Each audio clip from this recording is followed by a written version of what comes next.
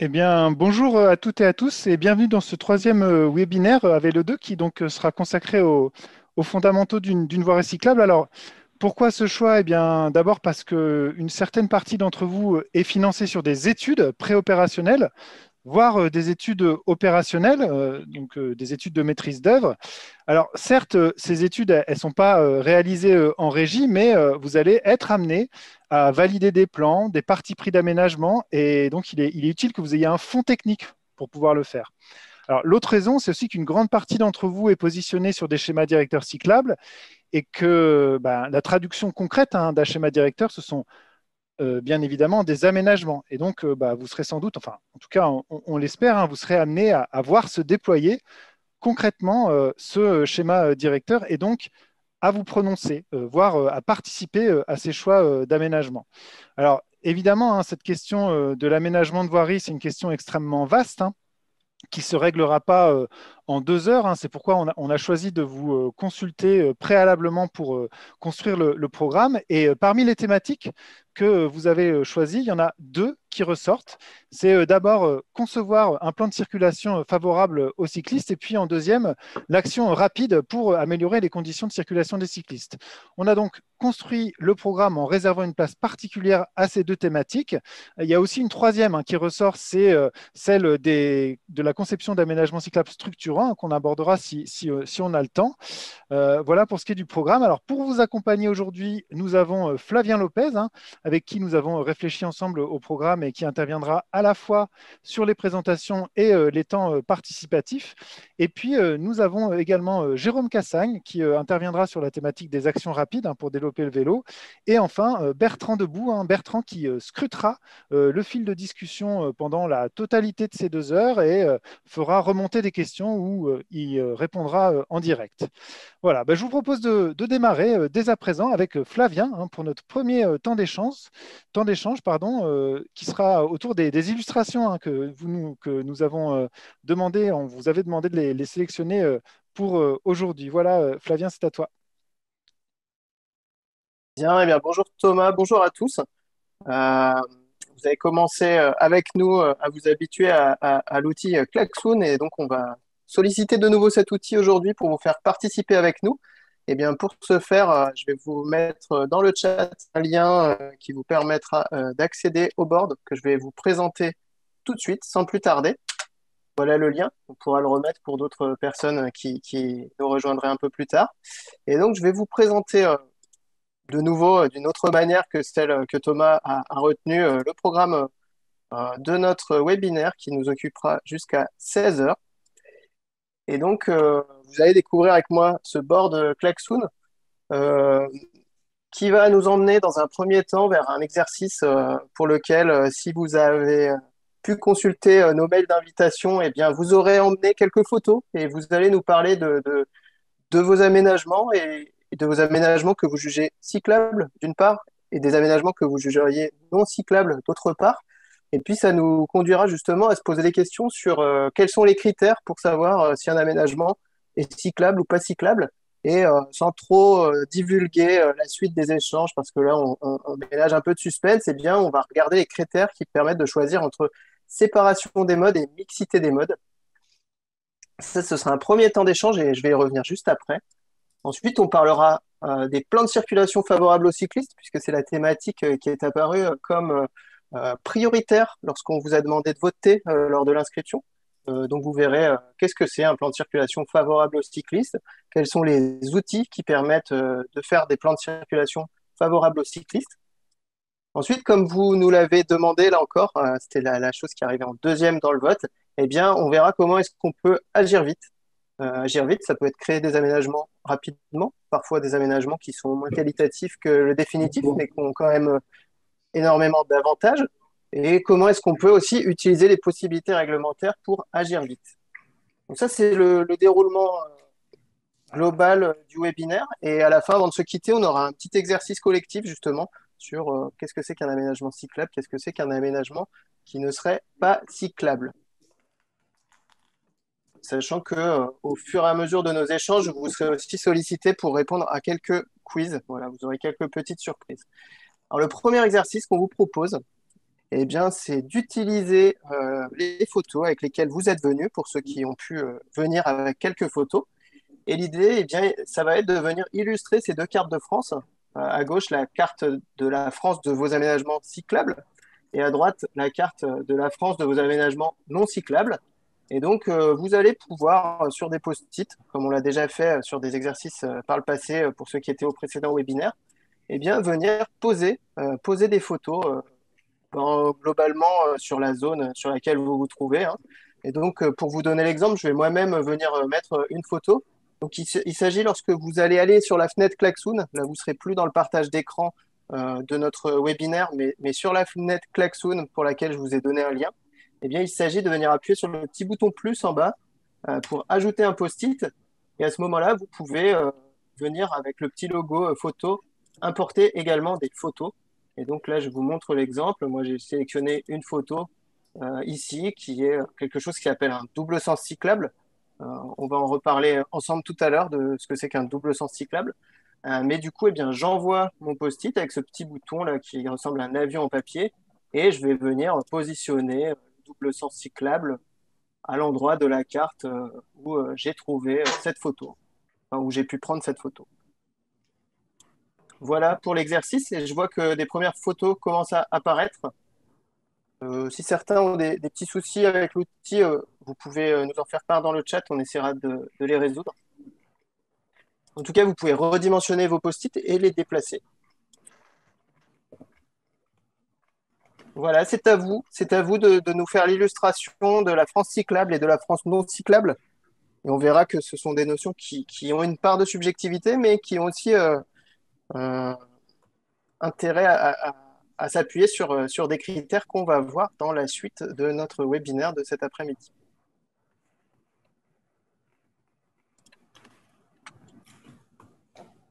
Donc on prend un petit temps hein, pour vous laisser déposer des photos et puis après on regardera un petit peu vos propositions ensemble. Oui, il y a quelque chose de réjouissant, Flavien, c'est de voir que pour l'instant, il y a plutôt plus de bons exemples que de mauvais, hein, donc, c'est plutôt une bonne nouvelle. Alors si on allait voir du côté des bons exemples, on, on voit plusieurs photos qui semble-t-il sont identiques. Alors, je ne sais pas si c'est une petite faute de manipulation ou non. Euh, on voit des exemples de choses qui ressemblent à des voies vertes ici, par exemple, si on se dirige du côté de la Saône-et-Loire.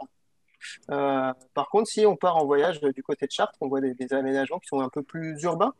Quelque chose qui me fait penser à une chaussée à voie centrale banalisée, pour ceux qui connaissent ce type d'aménagement.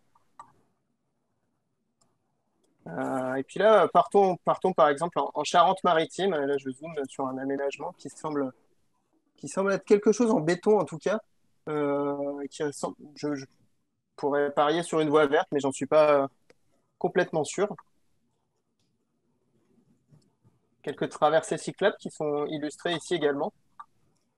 Donc on pourra revenir hein, sur ces notions de comment est-ce qu'on aménage une bonne traversée ou non.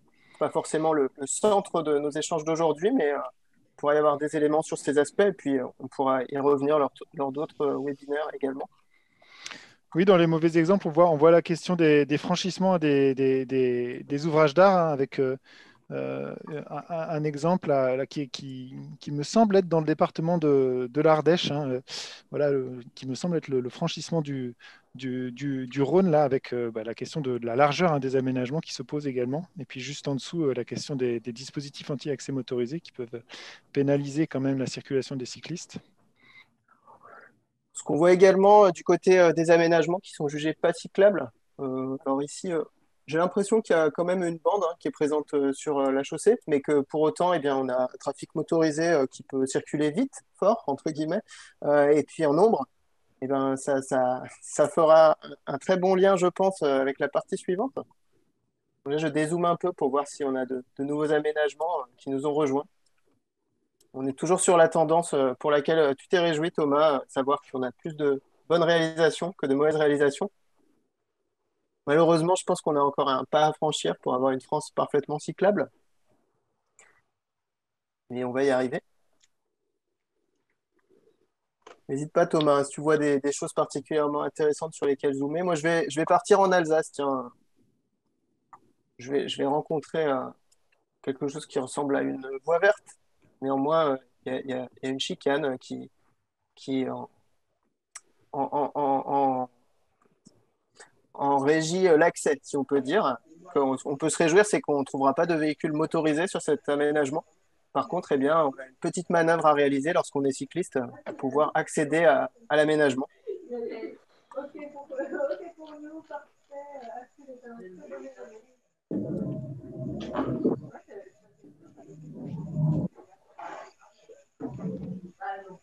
Excusez-moi, est-ce que les gens qui ont les micros ouverts peuvent veiller à bien les fermer le temps de la présentation, s'il vous plaît? Merci beaucoup. Oui. Bien, on va dézoomer une dernière fois peut-être. Et allez, on va d'abord du côté de la France non cyclable et puis on terminera sur une note positive avant d'aborder la question de la séparation et de la mixité avec Thomas. On va jouer au foot, hein. Et ici, il n'y a pas d'éclairage en plus. Bien, eh bien, voilà, nous sommes ici en Charente-Maritime, a priori, on voit une chaussée qui est assez dégradée, donc un confort de roulement qui n'est pas forcément optimal pour les cyclistes.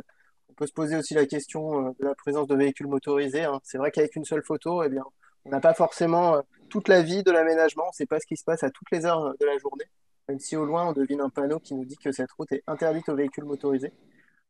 Et puis pour terminer sur une note Sur, positive, sur les euh, notes positives, oui. Alors, c'est vrai que, par exemple, on peut aller du côté des Hautes-Alpes, hein, Flavien, avec un aménagement, je pense, qui est considéré comme positif, hein, comme cyclable par la personne qui l'a mis. Et la personne a sans doute de très, très bonnes raisons de le faire. Mais ben, justement, elle pose la question du revêtement, hein. Quel revêtement choisir? Et sachant que, eh bien, en fonction d'un certain nombre de critères, le revêtement qu'on voit peut être considéré comme bon parce qu'il a des qualités paysagères notamment et d'intégration qui sont bonnes, mais en termes de roulement, peut aussi avoir des désavantages. Donc, effectivement, hein, donc, voilà, suivant le prisme à laquelle on regarde l'aménagement, eh bien, il peut être dans une case ou dans l'autre. Et d'ailleurs, ça renvoie aussi à la limite aussi que donnent les photos dans l'appréciation qu'on peut avoir de l'aménagement parce qu'elle ne renvoie pas la dynamique, elle ne renvoie pas les flux. On n'a pas la notion de flux des conducteurs qui aide aussi à apprécier un aménagement. merci Thomas pour ce zoom. Eh bien, ce que je vous propose, après avoir abordé ces questions et puis avoir introduit quelques critères, hein, notamment la qualité du revêtement, la présence de dispositifs qui pourraient être contraignants pour les cyclistes, même s'ils vont garantir la non-présence de véhicules motorisés, les questions de volume, de trafic motorisé et de vitesse, eh bien, je vous propose de faire un zoom sur certains critères qui vont permettre d'objectiver la cyclabilité de certaines réalisations. Et du coup, ce zoom, il sera réalisé par Thomas sur cette question de la mixité et de la séparation entre les modes. Comment choisir? Merci Flavien, j'ai partagé mon écran, j'espère que c'est clair pour tout le monde, que tout le monde a accès à ce partage d'écran. Oui, je voulais introduire cette séance, hein, sur la voirie cyclable par examiner ensemble ce critère fondamental qu'on a du mal d'ailleurs à retranscrire à travers des simples photos qui ne rendent pas compte justement des flux et notamment des flux motorisés, mais qui pourtant est fondamental effectivement pour apprécier la qualité d'un aménagement cyclable, en tous les cas sa fonctionnalité et le fait qu'il soit confortable et sécuritaire pour les cyclistes. Et ce critère, eh bien, c'est celui notamment du volume de trafic, hein, qui est un des trois critères fondamentaux pour choisir entre séparer les cyclistes du reste de la chaussée ou les mixer avec les véhicules motorisés. Donc, ce premier critère du volume de trafic motorisé pour choisir entre séparer les cyclistes et le trafic motorisé, eh bien, on peut dire que, en tous les cas, c'est ce qui ressort d'un certain nombre d'observations qu'on a pu faire sur le terrain et de ce qu'on a pu regarder en termes de littérature internationale. Eh bien, il se trouve que quand on est au-dessus de 4000 véhicules motorisés par jour, eh bien, on doit commencer à se poser la la question de séparer les cyclistes du reste du trafic. Et pour vous faire apprécier ça, justement, je vous propose de regarder 3 ou 4 vidéos pour essayer de voir qu'est-ce que ça veut dire 4000 véhicules jour, qu'est-ce que ça veut dire 1000 véhicules jour dans une rue pour voilà, pouvoir apprécier concrètement ce critère-là. Et donc, je commence avec la première rue, hein, qui est une rue de Lyon, hein, dans une grosse agglomération, certes, mais dans laquelle eh bien, on a moins de 1000 véhicules jour. Et ce qu'on constate, eh bien, c'est que les cyclistes circulent de manière confortable, détendue, et que la mixité ne pose pas de problème. Donc, en dessous de voilà, à 1000 véhicules jour, dans une zone 30, hein, eh bien, il n'y a pas forcément besoin de faire des aménagements cyclables particuliers. Et en plus, dans cette voie que vous voyez, de toute façon, on n'aurait pas la largeur.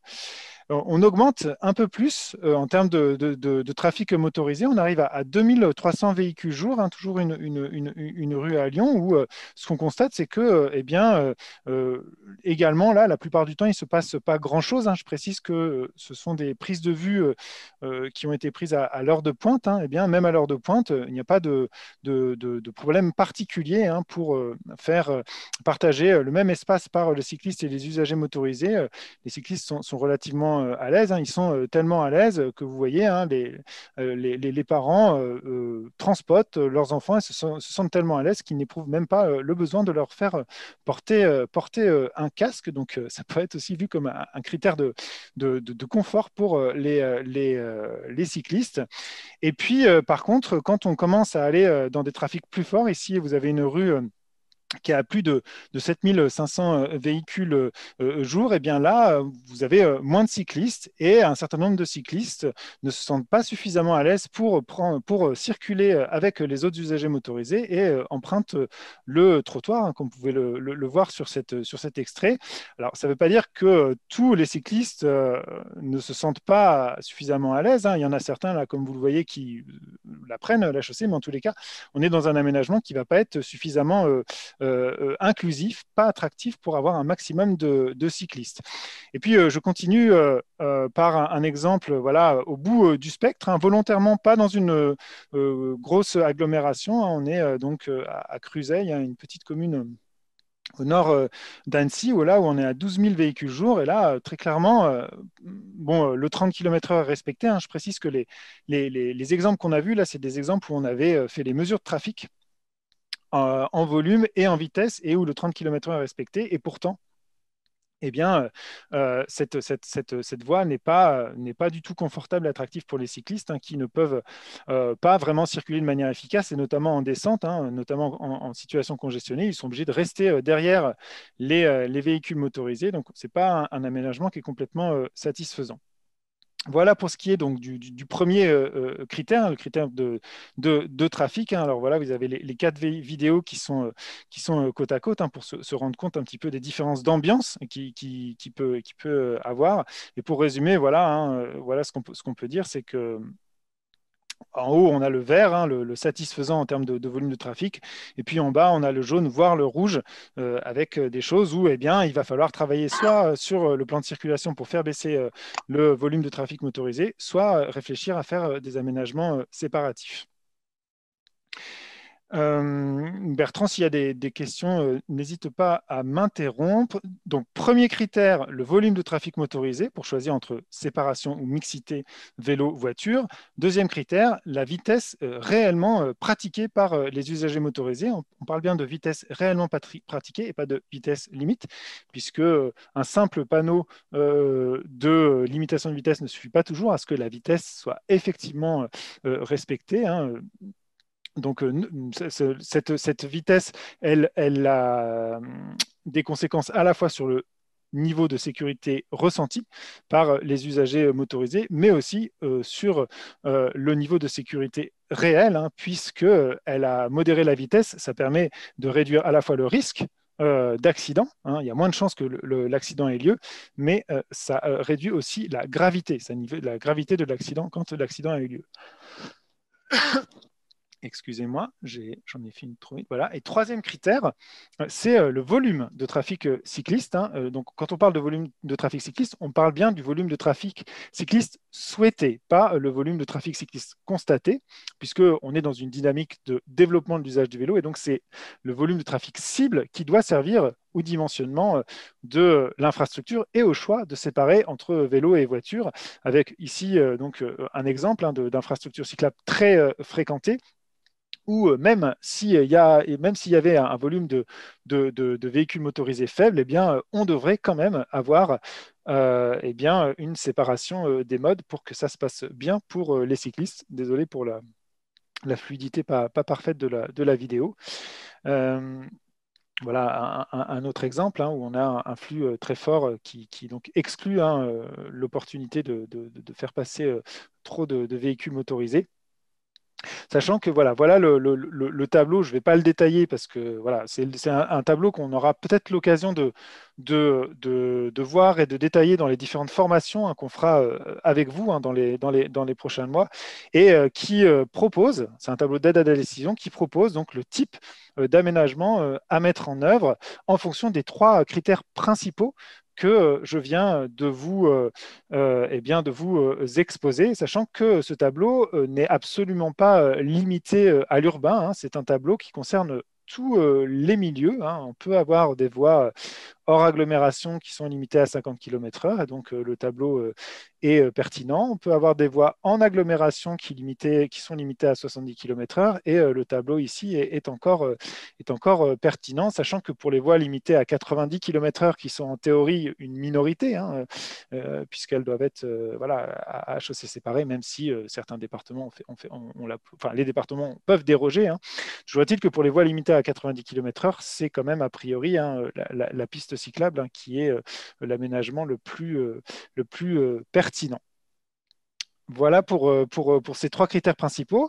Donc, c'est un tableau, ces trois critères principaux, mais il y en a d'autres qui peuvent aussi avoir une influence sur le choix de séparer les cyclistes des voitures, hein. Il y a la largeur de chaussée disponible, hein. Quand vous êtes sur une chaussée qui fait 2,50 m entre bordures infranchissables, et bien même s'il y a peu de voitures, c'est quand même très inconfortable parce que vous ne pouvez pas être doublé par les véhicules motorisés, hein, y compris en zone 30, puisque beaucoup de cyclistes vont à 15 km/h, donc c'est quand même agréable de pouvoir se faire doubler par des usagers motorisés dans une zone 30. La présence de dispositifs de modération de la vitesse peut influer, le flux piéton, le fait qu'une voirie soit en pente, et aussi bien sûr la composition du trafic, donc la présence forte ou pas de poids lourds, et puis aussi la manière dont elle est organisée dans le temps, hein, avec notamment un resserrement ou un étalement dans les heures de pointe. Donc ça, ce sont des critères secondaires qui sont aussi bien évidemment à prendre en compte. Voilà pour cette présentation donc express de cette question de la mixité ou de la séparation des modes et des critères pour choisir. Je départage mon écran et s'il y a quelques questions, on peut essayer d'y répondre. Bertrand, il y avait peut-être des questions? Oui, Thomas. Alors, il y avait une question sur la notion sur la valeur des 4000 véhicules jour, à savoir si on prenait cette même valeur sur une voie à deux sens de circulation et sur une chaussée à sens unique. Oui, merci pour cette question. Donc, on est bien dans la somme des trafics dans les deux sens. Donc, ça veut dire que si vous êtes dans un double sens cyclable, si vous êtes dans une voie à sens unique, eh bien, il faut prendre le trafic par sens et donc, il faut donc diviser par deux. C'est-à-dire que si vous êtes sur une voie à sens unique et que vous êtes à 3000 véhicules jour, eh bien, vous êtes dans une ambiance qui va être quand même pas forcément attractif pour tous les cyclistes. Donc, à 3000 véhicules jour sur une voie à sens unique, eh bien là, il y a la question de la séparation qu'il faut également se poser, ou de faire baisser, bien sûr, le trafic. Ce n'est pas la seule solution, hein. Il y a aussi faire baisser le trafic qui peut être une solution. Merci Thomas. Il y avait aussi une question par rapport en termes d'aménagement. Est-ce que le fait de marquer uniquement une figurine vélo au sol, est-ce qu'on peut considérer qu'il s'agit d'une bande cyclable? Le fait d'uniquement mettre une figurine vélo au sol? Eh bien, non. Une figurine vélo au sol ne suffit pas à définir une bande cyclable. Une bande cyclable, c'est d'abord un marquage donc discontinu. Hein. Dans le jargon, on appelle ça le marquage T35U, c'est son petit nom pour désigner la bande cyclable. C'est un aménagement qui a une définition donc réglementaire et qui donc nécessite d'avoir cette bande discontinue du T35U. Et par contre, elle peut être accompagnée de la figurine vélo, mais ce n'est pas obligatoire. Vous pouvez remplacer la figurine vélo par un panneau qui va suffire à annoncer une bande cyclable. Donc une bande cyclable, c'est une voie de circulation exclusivement réservée donc aux cycles à 2 ou 3 roues et aux engins de déplacement personnel motorisés. Une autre question par rapport aux critères. Est-ce que au niveau est-ce qu'il existe des critères de volume de trafic bus pour les voies partagées pour les couloirs vélobus? Voilà. Oui, alors merci pour cette question. Il y en a eu à une époque. Mais je crois, voilà, dans les années 2000, je crois que certaines recommandations CEREMA faisaient figurer un chiffre qui finalement s'est révélé pas forcément très pertinent. Et donc maintenant, en ce moment, on n'a pas finalement de chiffres parce qu'on considère qu'il y a plein d'autres critères qui peuvent, eh bien, tout aussi importants, qui peuvent conduire à décider d'ouvrir un couloir bus ou vélo ou de le fermer.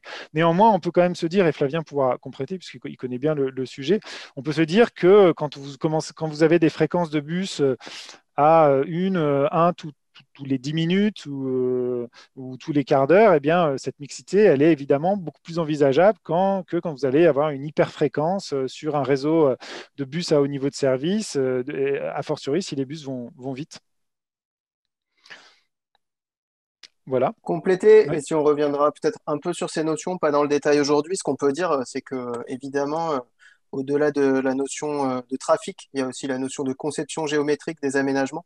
Et c'est vrai que dans des recommandations, et on vous orientera tout à l'heure vers quelque chose qui s'appelle le cahier de la voirie cyclable, qui est une de nos euh, publications récentes, eh bien, on donne aussi des critères sur la conception et notamment sur les couloirs bus. On peut les faire suffisamment larges pour que les dépassements se passent très bien. Voilà. Mais je pense qu'on a le temps pour une dernière question. Une question sur le fait, est-ce qu'il existe des cartes de fréquentation des réseaux routiers, donc du trafic cyclable? Est-ce qu'il existe, Alors, où du peut-on trafic trouver cyclable ou du trafic motorisé? je pense du trafic cyclable. Après, la personne pourra me... Trafic Ouais. cyclable? Ok. Bah, pour le trafic cyclable, on a un outil de référence qui est donc porté par l'association Vélo et Territoire qui s'appelle la Plateforme nationale des fréquentations. Je fais confiance à mes collègues pour mettre le lien dans le chat, qui est donc l'outil de référence pour voir à partir de plusieurs centaines de compteurs qui sont sur le réseau, autant d'ailleurs aussi bien dans le milieu urbain que dans le milieu interurbain, et qui d'ailleurs sert pour avoir une idée de l'évolution de la fréquentation des aménagements cyclables de manière, on va dire, plus fine en tous les cas, avec une fréquence meilleure que les enquêtes traditionnelles de déplacement et qui ont permis à Vélo et Territoire de communiquer sur l'augmentation de la fréquentation à vélo, notamment pendant le déconfinement. Voilà, bon, en fait, c'était le trafic. En fait, Voilà. c'était le trafic motorisé. Mais en fait, Ah bah c'est pas et ça ok. permet d'avoir Alors sur l'information. le trafic. Ok, sur le trafic motorisé, on a aussi, on a aussi un indice qui existe et qui pour le coup est géré par le CEREMA. Je vous le retrouverai tout à l'heure. Hein. Je crois que je l'ai dans mes favoris, donc il sera facile à retrouver et qui permet aussi d'avoir une idée de l'évolution du trafic routier. Alors, mais voilà, avec aussi des précautions à prendre, un peu comme pour la plateforme nationale des fréquentations, c'est que c'est sur certains milieux, c'est pas représentatif de l'ensemble des dynamiques qu'il peut y avoir dans tout le milieu, mais ça s'appelle DataVis, je crois. Et c'est géré par le CEREMA et ça a été mis en place également pendant le confinement hein, pour se rendre compte justement des variations hein, de la fréquentation du réseau routier. Voilà. Je vous propose Merci Thomas. maintenant. On peut Oui, passer à la suite. oui. Merci Bertrand. Eh bien, la suite, en fait, c'est de vérifier que vous étiez bien attentif quand je vous ai fait ma petite présentation, parce que je vous ai mis dans le chat et je le remets voilà, un petit quiz klaxoon sur la question de la séparation et de la mixité, hein. Je vous encourage à cliquer dessus. C'est pas long, hein. Il n'y a que deux questions. Une question très très rapide et puis une question un petit peu plus longue, hein, voilà, que je vous pose sur les critères pour choisir entre mixité et séparation. Donc je vais partager mon écran avec les résultats qui vont s'afficher en direct si tout va bien.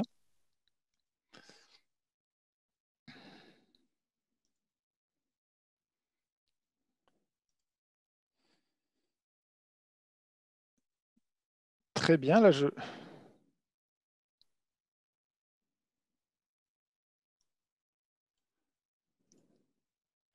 Alors pour l'instant, il y a 100% de bons résultats, mais je pense que c'est peut-être parce que vous avez répondu qu'à la première question. Ah, ça baisse un petit peu, on est à 96, vous êtes 46 participants, donc un taux de participation qui est supérieur à 50%, hein, donc on s'améliore, hein. On est à votre disposition, hein, pour vous aider le cas échéance à pouvoir utiliser cet outil qui est l'outil Klaxoon. Bon, pour les boards, c'est peut-être un peu compliqué. Par contre, pour la réponse au quiz, c'est peut-être un peu plus simple. Voilà, vous êtes 52. Donc, on est à 88% de bonnes réponses pour l'instant. Je vous laisse un petit Thomas, peu. je ne sais pas si Oui, c'est voulu ou non, mais tu ne partages pas ton écran actuellement. d'accord. Oui, non, c'est pas. On peut attendre encore un petit peu. Je peux le partager, mais voilà, hein. Donc voilà la jauge qui s'affiche sous vos yeux, hein, 58 participants, 84% de, de réponses. Je laisse un petit peu de temps, hein, parce que effectivement, le deuxième, où on vous demande en fait de catégoriser les différents critères, savoir si ce sont des critères principaux, secondaires, ou que ce sont des choses hors sujet par rapport au fait de choisir entre mixité et séparation. Je nous laisse encore un petit peu de temps sous réserve qu'on soit dans les temps par rapport au timing. Et puis, on va pouvoir passer aux résultats ensuite.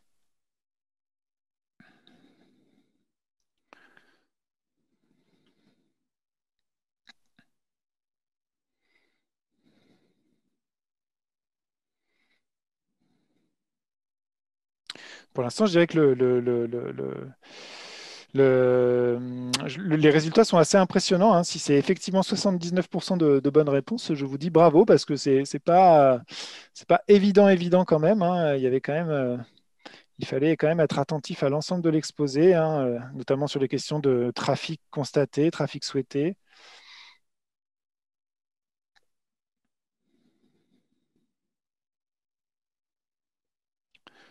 Je vous propose de laisser encore une minute, hein, peut-être pendant que vous finissez de le remplir. Oui, évoquer ce cahier voirie cyclable, hein, qu'on vous montrera peut-être, enfin, qu'on évoquera peut-être à la fin ou au cours de cette séance, hein, qui vous propose les 8 fondamentaux, hein, pour rendre une voie recyclable. Et parmi ceux-là, eh bien, il y a cette question du choix entre mixité et séparation, hein, qui est donc considéré comme un des axes fondamentaux, euh, avec le fait, avec je dirais on insiste un peu sur cette zone 30, hein, qui a longtemps été considérée comme une rue cyclable, quel que soit le trafic motorisé, ce qui était quand même un malentendu, hein, qu'il y avait dans nos recommandations et qu'on essaye de clarifier.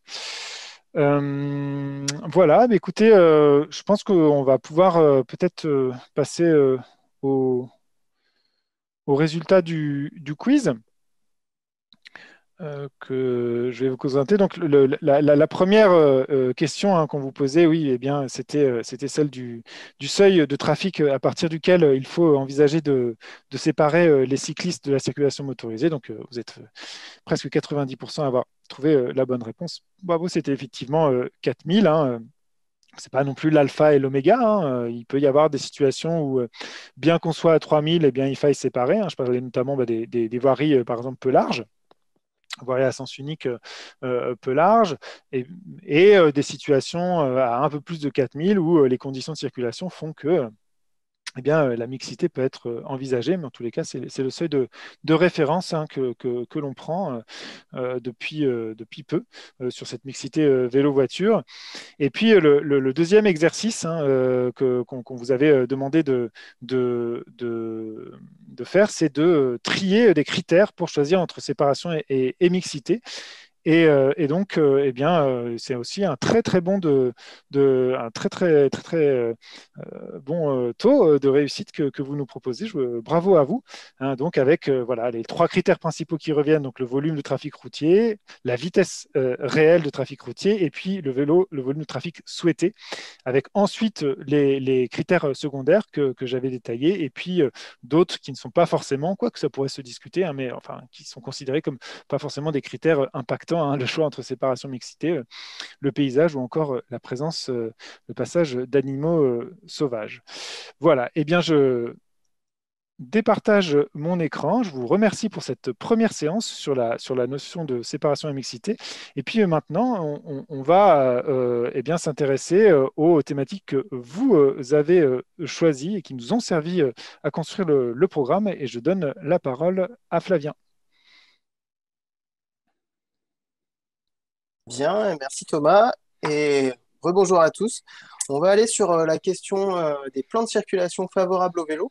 Et pour savoir comment rendre un plan de circulation favorable au vélo, on va déjà essayer de voir qu'est-ce que c'est. Qu'est-ce que c'est ce type de plan de circulation? Quels sont les principes généraux qui permettent d'arriver à ça? Et puis vous allez voir qu'en fait, les questions sont intimement liées et que ce qui vous avait été présenté par Thomas à l'instant, eh bien, c'est quelque chose auquel on va se référer durant la présentation.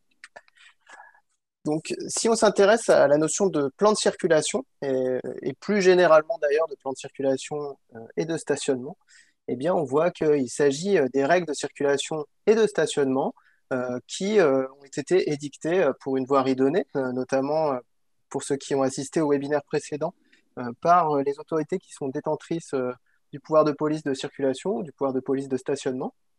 Et donc, si on cherche à prendre un peu de recul sur les seuls aménagements et à s'orienter vers des plans de circulation qui vont intégrer différents types d'aménagements, mais qui sont favorables aux modes actifs et au vélo en particulier, eh bien, on se pose la question de redéfinir les règles de circulation pour les personnes et les véhicules, ainsi que l'offre de stationnement, afin d'offrir un espace accueillant pour les piétons et les cyclistes.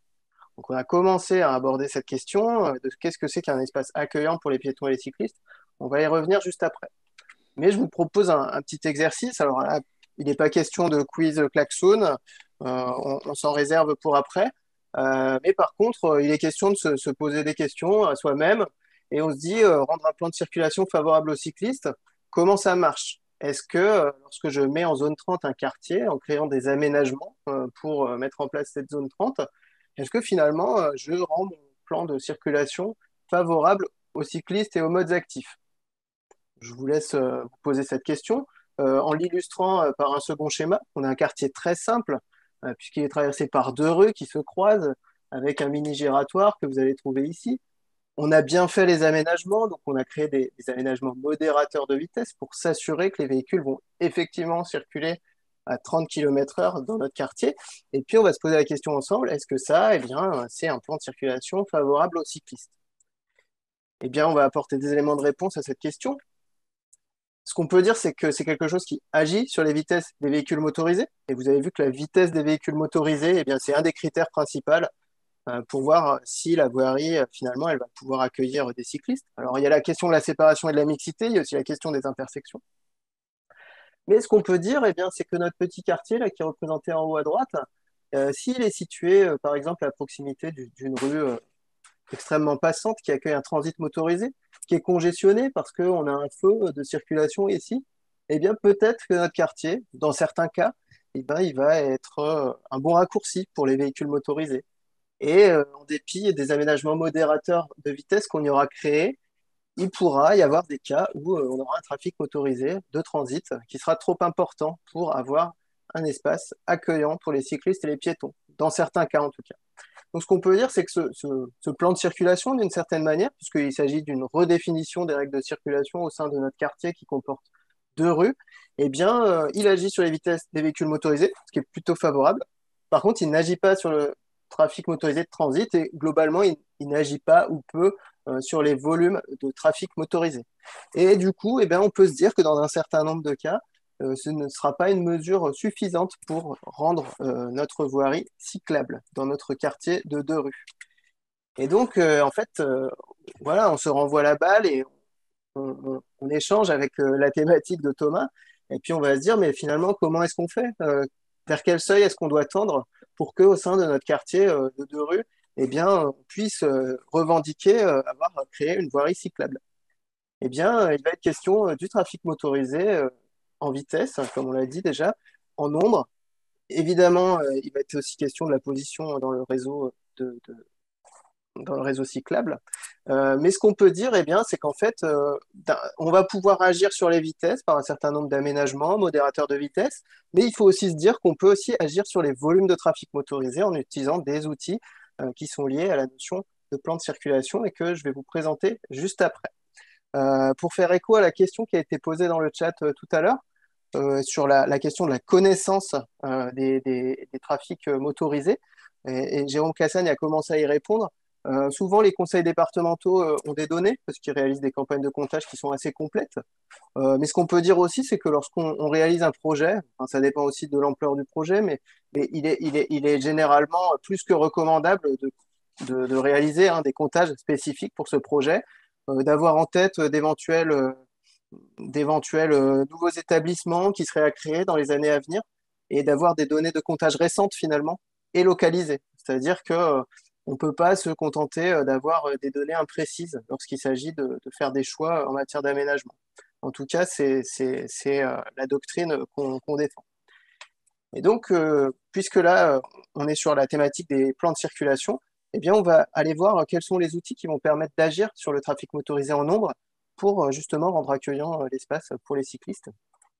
Mais peut-être avant de zoomer sur les solutions techniques, voilà, repréciser qu'il y a un enjeu sur un certain nombre de rues, pas forcément toutes, à baisser en nombre le trafic motorisé pour permettre la mixité.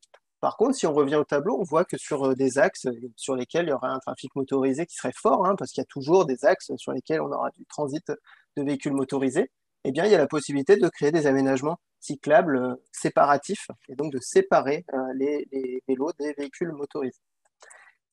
Et donc, puisque un bon nombre d'entre vous eh bien, se posent la question spécifique des zones peu denses, et souvent on se dit, mais qu'est-ce que je peux faire dans mon territoire? Moi, je ne suis pas sur un territoire urbain, ce ne sont pas forcément les mêmes solutions techniques. Quelques éléments pour un peu recontextualiser et se dire quelles sont les spécificités des zones peu denses.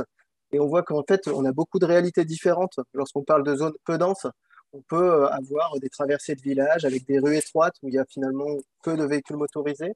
On peut avoir des axes qui sont finalement très larges et où il va être assez peu crédible de réduire la vitesse des véhicules motorisés à des nombres très bas.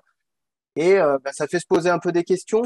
Si on peut essayer de résumer ça en quelques points, on peut dire que qu'est-ce qui caractérise les zones peu denses? C'est des durées d'accès aux services plus importantes, avec souvent une compétitivité accrue de la voiture sur le vélo. Et si on s'intéresse aux caractéristiques du réseau de voirie, eh bien, on a des géométries parfois contraintes. Donc voilà, ça fait se poser des questions sur les aménagements et comment est-ce qu'on les met en place.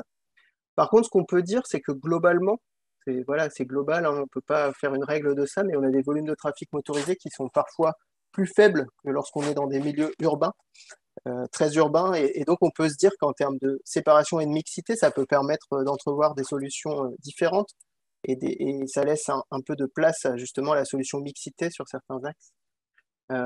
Des vitesses des véhicules motorisés qui sont par ailleurs peu compatibles avec la mixité sur certains axes. Donc là, c'est l'autre pendant, il faut faire attention à ça. Mais ne pas oublier que c'est un peu la réponse quand on nous demande de donner des recettes miracles pour les zones peu denses, c'est qu'en fait, il y a beaucoup de situations différentes rencontrées et il faut avoir un petit peu ces questions en tête lorsqu'on cherche des solutions. Notamment, eh bien, on a des zones qui sont certes peu denses, mais qui vont accueillir d'importants flux saisonniers, qui peuvent être des flux à la fois cyclables et motorisés. Donc, lorsqu'on aménage, il faut prendre ça en compte. Parfois, la topographie a ses spécificités aussi. Et puis, parfois, il y a des populations, des territoires qui peuvent avoir leurs spécificités, notamment en matière d'âge. Et donc, il faut regarder ces aspects. Voilà, donc je ne redonne pas de recette magique, mais c'est juste pour dire que, il y a quand même des petites spécificités à prendre en compte dans les zones peu denses et qu'on peut exploiter lorsque on cherche à choisir les types d'aménagements vers lesquels on va s'orienter. Je reviens à ma question des plans de circulation, voilà, après cette petite parenthèse, pour dire qu'en fait, le plan de circulation idéal, il s'appuie sur une voirie qui est hiérarchisée pour chacun des modes. Donc, ça veut dire qu'on connaît les axes de transit motorisés sur lesquels on va accepter d'avoir des volumes de trafic motorisé moyens ou forts, mais sur lesquels, eh bien, comme vous le voyez sur le point d'après, eh bien, on va chercher à avoir des aménagements cyclables séparatifs. Euh, Quand on connaît ce réseau de voirie et qu'on sait aussi où passent les vélos dans le schéma directeur cyclable, eh bien, on va définir des rues apaisées où vélos et voitures circulent en mixité. Donc là, on va avoir plutôt un trafic motorisé de desserte avec des vitesses faibles et un volume faible. Et par contre, on va chercher à ce que le réseau soit le plus perméable possible pour les trajets à vélo. C'est une notion qu'on avait déjà vue lorsqu'on a parlé schéma directeur cyclable. On va essayer de réduire les coupures, trouver des cheminements qui seraient le plus efficaces possible. Donc ça, c'est un exemple que vous retrouverez dans notre cahier de la voirie cyclable. Et puis on va zoomer sur certains aspects de cet exemple. On peut dire que c'est un plan de circulation type, idéal, mais enfin, en fait, il y a plusieurs solutions possibles, il n'y a pas que celle-là, mais il a le mérite d'illustrer certaines choses que je viens de vous dire et sur lesquelles je vais aussi revenir. Notamment, bah, vous le voyez, si on regarde sur le point 1, eh bien là, on a un axe de transit où on sait qu'on va avoir un trafic motorisé assez fort. Du coup, on va créer un aménagement cyclable séparatif. La notion qui est illustrée par le point 2, vous allez le voir, c'est la question du double sens cyclable. C'est la possibilité d'aller trouver de la place pour les vélos dans certaines rues. Euh, et en fait, on va modifier le plan de circulation pour qu'il permette aux vélos de circuler dans les deux sens, mais aux véhicules motorisés de circuler dans un sens uniquement. Et le point 3, eh bien, vous allez le voir, il s'agit de créer de la perméabilité pour les vélos, là où il n'y en a pas pour les véhicules motorisés, notamment entre deux quartiers. Voilà. Parce que je ne l'ai pas dit, mais là, si on est encore dans la schématisation, eh bien, on a 4 quartiers qui sont ici, qui sont entourés par des axes de transit motorisés. Et donc voilà, sur les axes 1 que j'ai illustré juste avant, l'idée, eh bien, c'est d'avoir des aménagements cyclables séparatifs. Alors là, on a illustré une piste cyclable qui serait qualitative. On pourra revenir sur ces notions, soit à la fin du webinaire, soit lors d'autres webinaires. Mais il n'y a pas que la piste cyclable qui permet justement de séparer les cyclistes du trafic motorisé. Il y a aussi la bande cyclable lorsque le trafic motorisé n'est pas trop élevé, ainsi que d'autres solutions. Ensuite, il y a le point 2 sur lequel on va s'attarder un petit peu. C'est la question du double sens cyclable. Euh, En fait, il s'agit de voir en quoi ça va être intéressant pour les déplacements à vélo que de réserver la circulation à double sens dans une rue au vélo. On peut imaginer un état initial où il est possible pour tout le monde de circuler dans les deux sens sans limitation de vitesse particulière. Et on se dit, on reprend notre logique de tout à l'heure, et si on mettait ça en zone 30 avec des aménagements modérateurs de vitesse. Donc là, eh bien, on va apaiser la vitesse des véhicules motorisés, mais par contre, on va continuer à rendre la rue attractive pour des trajets de transit motorisés.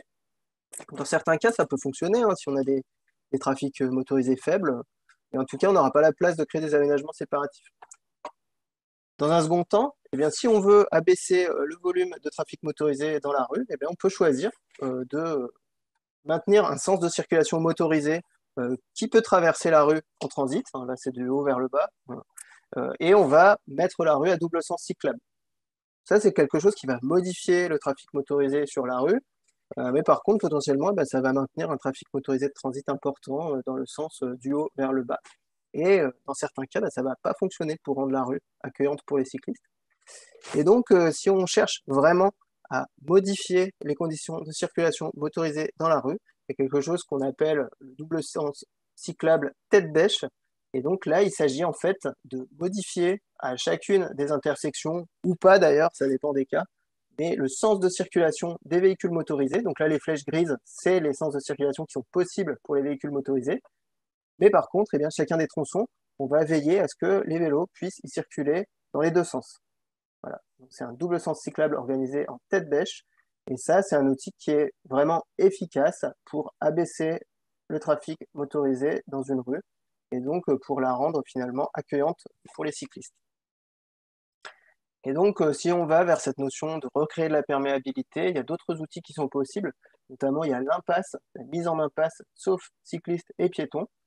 Donc là, on a un exemple de rue dans laquelle eh bien, on a fait en sorte qu'à un moment donné, la rue s'interrompt pour les véhicules motorisés. Techniquement, hein, ça peut être de mettre des potelets, de mettre un bloc sur la chaussée, mais que du coup, ben, cette interruption, elle ne soit effective que pour les véhicules motorisés. Et donc, les cyclistes peuvent franchir ici l'impasse, entre guillemets. Et donc, on va abaisser le trafic motorisé ici, mais on va permettre les déplacements à vélo. Et on a des choses qu'on ne connaissait pas beaucoup en France, mais qui commencent à apparaître. Notamment là, c'est à Montreuil. Donc, évidemment, on n'est pas dans une zone peu dense, mais techniquement, c'est quelque chose qui peut être réalisé partout. Et c'était exactement ce qui était illustré dans le schéma tout à l'heure, hein, quand je vous ai montré, j'avais entouré c'est le point 3, il me semble. Eh bien, c'est un carrefour initial qui a été supprimé. En fait, on a supprimé la notion de carrefour ici. Et en fait, pour passer d'un côté du quartier à l'autre en voiture, eh bien, on est obligé de ressortir en passant par les axes de transit. Mais par contre, on peut le faire si on est utilisateur des modes actifs. Donc voilà, ça c'est les outils au service du plan de circulation. Et je vous propose de passer à un temps de questions si vous en avez.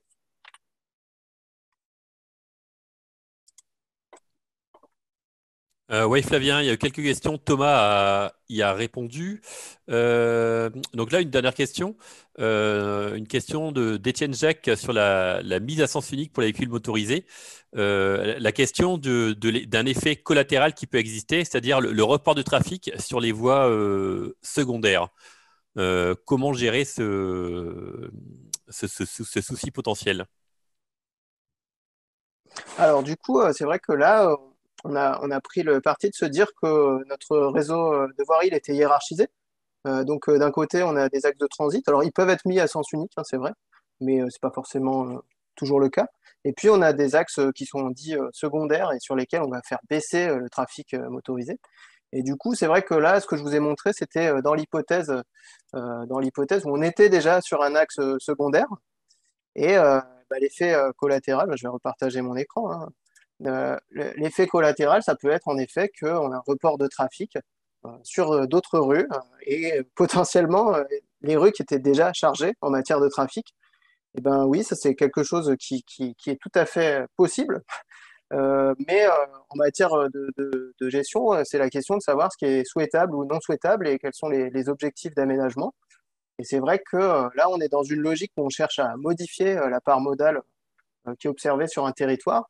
Et si on se projette à plusieurs années, eh bien, le but, c'est quand même de faciliter les trajets à vélo pour qu'il y ait davantage de trajets qui soient réalisés à vélo plutôt qu'en véhicule motorisé. Et donc, peut-être que dans un premier temps, il va y avoir une modification des conditions de trafic motorisé sur les rues adjacentes, tous les axes principaux, et qui va être jugée pénalisante. Mais ce qu'il faut justement espérer, c'est qu'on ait une évolution à plus moyen terme où finalement on va avoir un nouvel équilibre avec davantage de vélos qui utilisent notamment ces rues accueillantes pour les cyclistes et potentiellement un trafic motorisé dont les caractéristiques auront été modifiées, mais pour lesquelles finalement les objectifs d'aménagement initiaux, rendre la voirie accueillante pour les cyclistes, auront été satisfaits.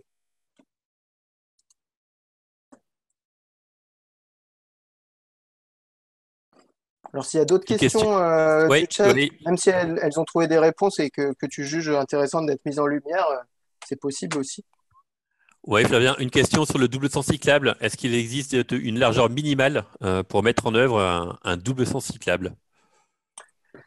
Eh bien, on a une petite session de quiz. Justement, on va vous interroger sur ces notions. Alors, je ne veux pas forcément tout révéler, mais ce qu'on peut dire d'ores et déjà, c'est qu'on a un guide qui est payant mais sur lesquels on peut vous donner des informations sur justement la mise à double sens cyclable et qui donne justement des réponses en termes de choix d'aménagement en fonction des caractéristiques géométriques des différentes voies. Parce que c'est vrai que ce que je n'ai pas dit, puisqu'on n'était pas forcément sur la notion de la conception du double sens cyclable, eh bien celui-ci, il peut se traduire par différentes possibilités d'aménagement et il peut être matérialisé par différents types d'aménagement comme la bande cyclable, la piste cyclable, mais également par l'absence d'aménagement. Voilà. On va revenir sur cette notion dans un petit quiz. Ouais, et tu as présenté l'exemple de Montreuil hein, pour le filtre modal. Est-ce que tu aurais d'autres exemples de villes en France qui ont justement modifié leur plan de circulation, voilà, qu'on pourrait citer pour les participants, des exemples de villes qui ont mis en place les mesures que tu as présentées? Alors, peut-être que d'autres pourront compléter. Actuellement, on est un peu aux prémices hein, sur ces notions-là. En tout cas, en termes de doctrine qu'on présente, c'était pas aussi abouti jusqu'à maintenant. Et c'est vrai qu'en termes d'exemple, je crois qu'il y a Dunkerque qui a fait des choses qui sont intéressantes sur le plan de circulation. Donc, quand même une ville de taille un petit peu importante. Par contre, j'ai pas encore de bons exemples à présenter. Mais si certains d'entre vous en ont, n'hésitez pas à en faire part dans le chat. Ouais, il y Après, ce avait des qu'on peut questions dire, notamment. pardon, pour compléter, j'allais juste te dire que nous, on présente une vision globale où idéalement l'ensemble du plan de circulation est revu. Mais il y a beaucoup hein, de collectivités. Et par exemple, alors voilà, j'essaie de pas trop citer les métropoles pour que les participants puissent davantage se retrouver dans ce qu'on présente. Mais des métropoles comme Grenoble-Alpes Métropole, par exemple, elles ont aussi réalisé des choses importantes sur leur plan de circulation à différentes échelles.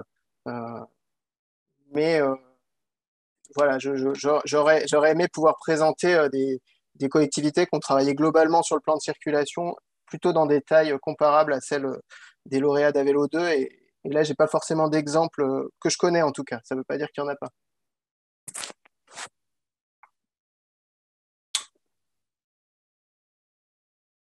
Est-ce qu'il y a d'autres questions, Bertrand? Non, après, il y a une question sur les aménagements cyclables temporaires, mais Jérôme y répondra tout à l'heure lors de sa présentation. Après, il y a eu une question sur la mixité avec les engins agricoles auquel Thomas a répondu.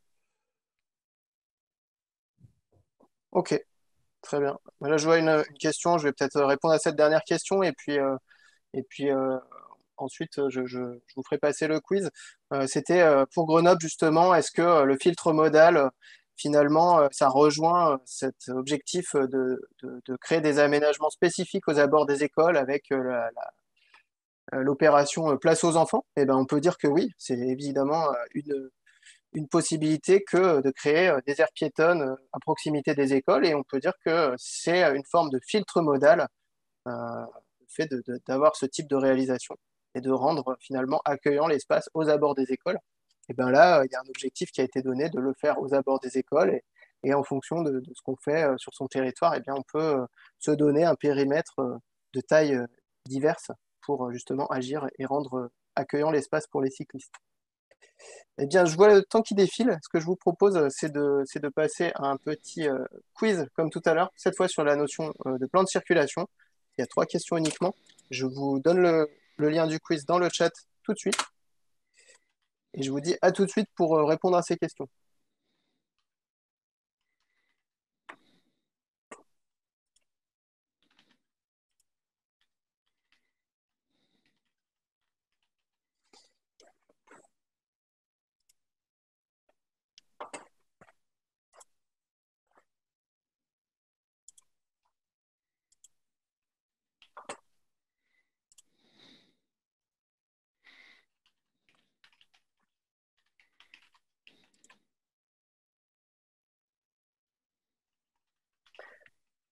J'ai noté tout à l'heure qu'il y avait 63 participants au premier quiz.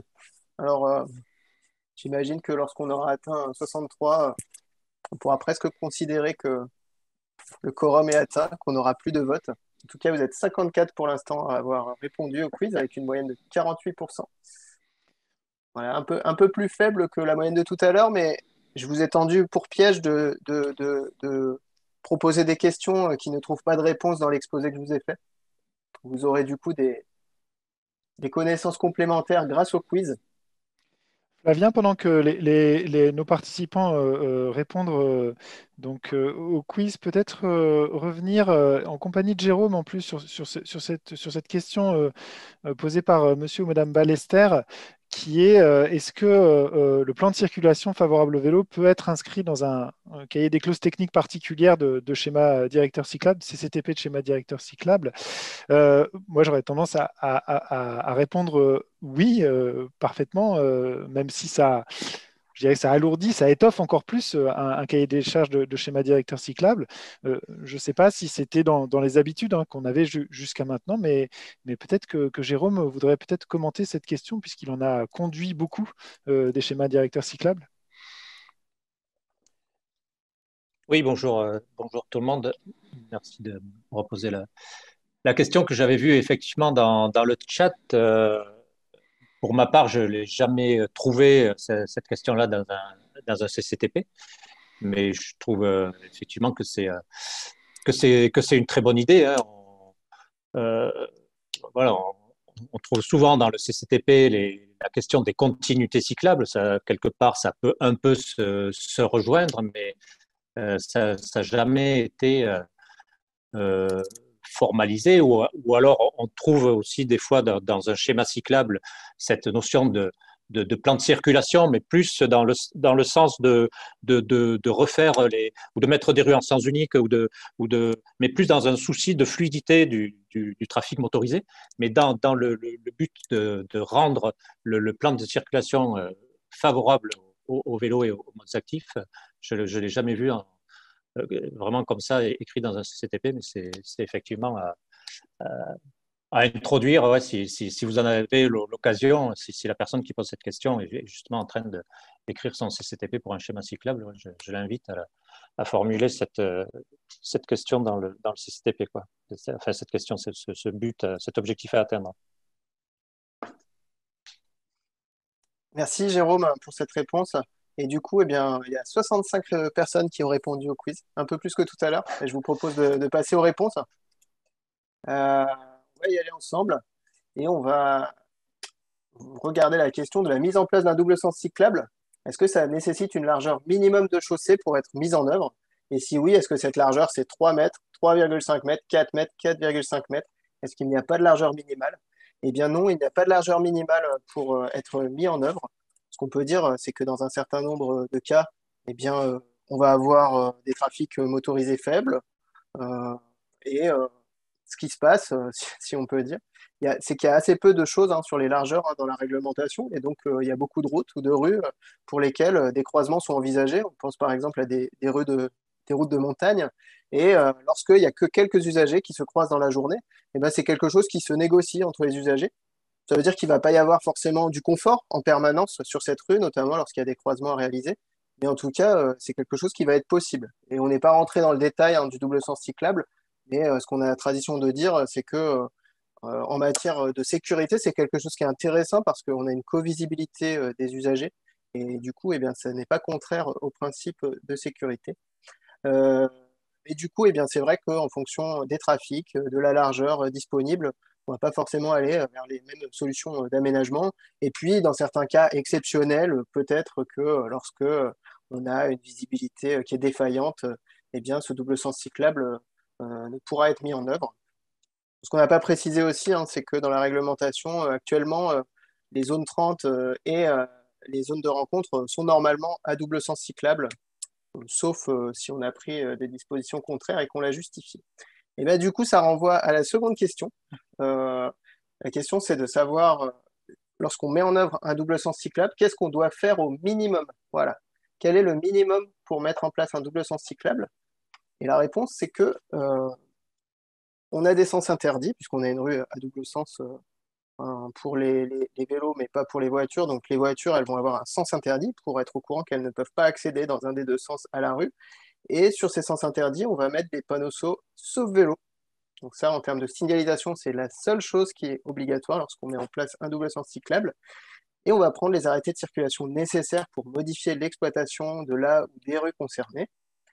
Et si on ne le fait pas, dans le cas justement des zones 30 ou zones de rencontre, eh bien on va devoir prendre un arrêté pour expliquer pourquoi on ne le fait pas et le justifier. Ça, c'est des choses qui se font. Et si on regarde les autres propositions qui ont été faites, il y a la question de créer un aménagement cyclable de type piste ou bande cyclable, et ou de mettre en place des pictogrammes vélo dans le sens de circulation dédié au vélo. Ça, c'est en effet des solutions techniques possibles qu'on va retenir notamment en fonction des critères de trafic qu'on va trouver dans la rue et puis des dimensions de la rue. Mais ce n'est pas forcément les choses qui sont nécessaires. Et donc, si on ne peut pas créer matériellement une piste ou une bande cyclable, ça n'est pas un frein à la mise en place d'un double sens cyclable dans une rue. Et la dernière question que je vous propose, c'était une phrase à trous pour reparler ensemble du plan de circulation favorable au vélo une dernière fois. Et donc, il s'appuie sur une voirie hiérarchisée. 16% d'entre vous l'ont trouvé. Bon, après, les phrases à trous, c'est un des exercices les plus difficiles si vous n'êtes pas dans la tête du rédacteur. Sur les axes de transit motorisés, les vélos sont souvent séparés des voitures. Donc, ça, enfin, un peu plus de la moitié d'entre vous l'ont trouvé. La mixité est possible si le volume et la vitesse du trafic motorisé sont faibles. Il y a beaucoup d'entre vous qui ont trouvé. Voilà, c'est les messages principaux qu'on voulait passer sur la notion de plan de circulation favorable au vélo. Et on va passer ensuite à la question de comment est-ce qu'on agit vite pour aller dans le sens d'un plan de circulation favorable au vélo et d'aménagement favorable au vélo. Et ça, c'est Jérôme Cassan qui va intervenir sur ces notions.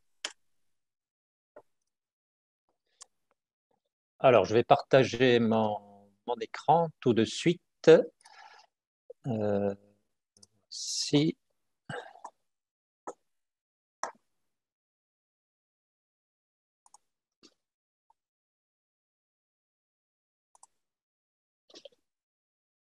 vous voyez bien mon écran?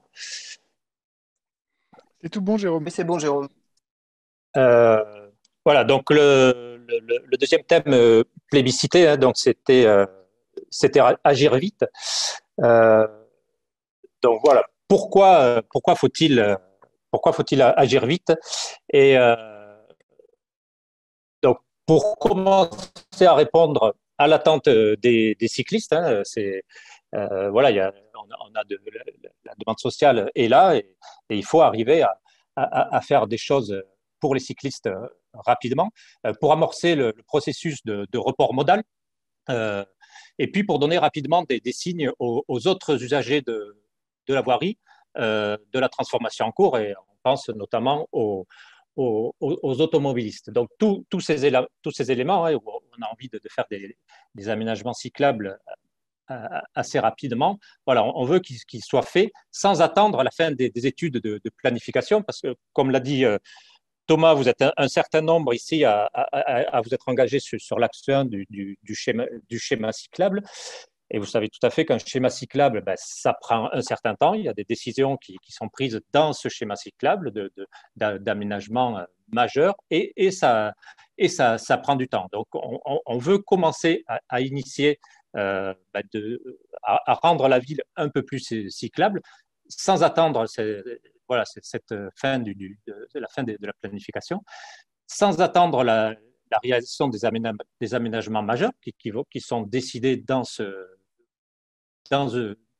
schéma cyclable, qui eux-mêmes demandent de l'ingénierie, donc du temps, encore des études, des travaux ensuite, une fois que les études d'ingénierie pour ces aménagements cyclables-là sont faits, ben, il faut faire les travaux, donc c'est encore un peu plus de temps d'attente pour avoir enfin l'aménagement cyclable.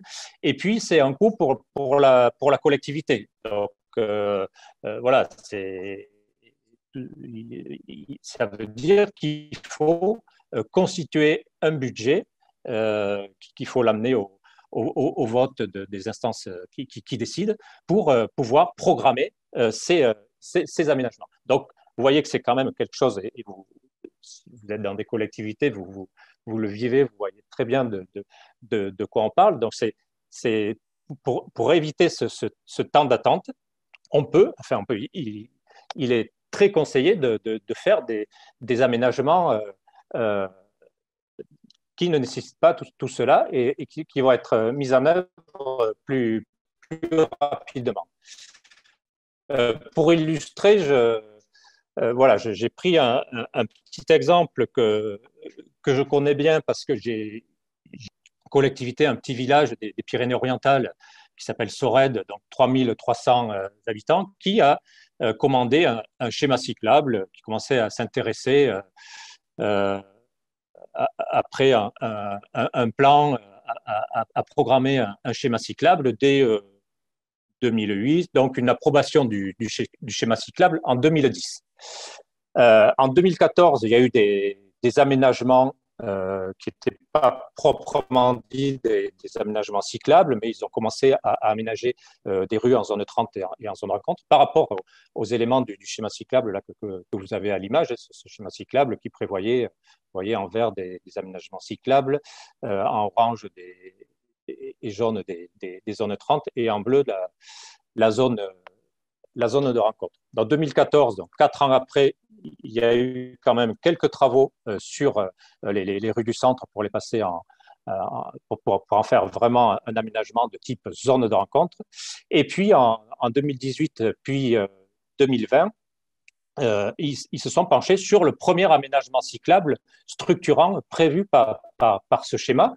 Donc grâce au premier appel à projet de fonds de mobilier actif de continuité cyclable de l'État. C'était le premier en 2018, je pense, peut-être 2019, d'une piste cyclable fin 2020 ou 2021. Donc, 10 ans avant d'avoir le véritable premier aménagement cyclable suite à l'étude et l'approbation de schéma cyclable. Alors, c'est un exemple, je ne dis pas que c'est tout le temps de 10 ans, je ne veux pas non plus vous effrayer et vous dire on fait un schéma cyclable pour un résultat dans 10 ans. Donc ça, c'est sans le fameux agir vite, ce sur quoi je vais intervenir. Et voilà la réalité, en fait, c'est que dès et même avant l'approbation du schéma cyclable, ils ont pris des mesures rapidement pour rendre le village plus cyclable.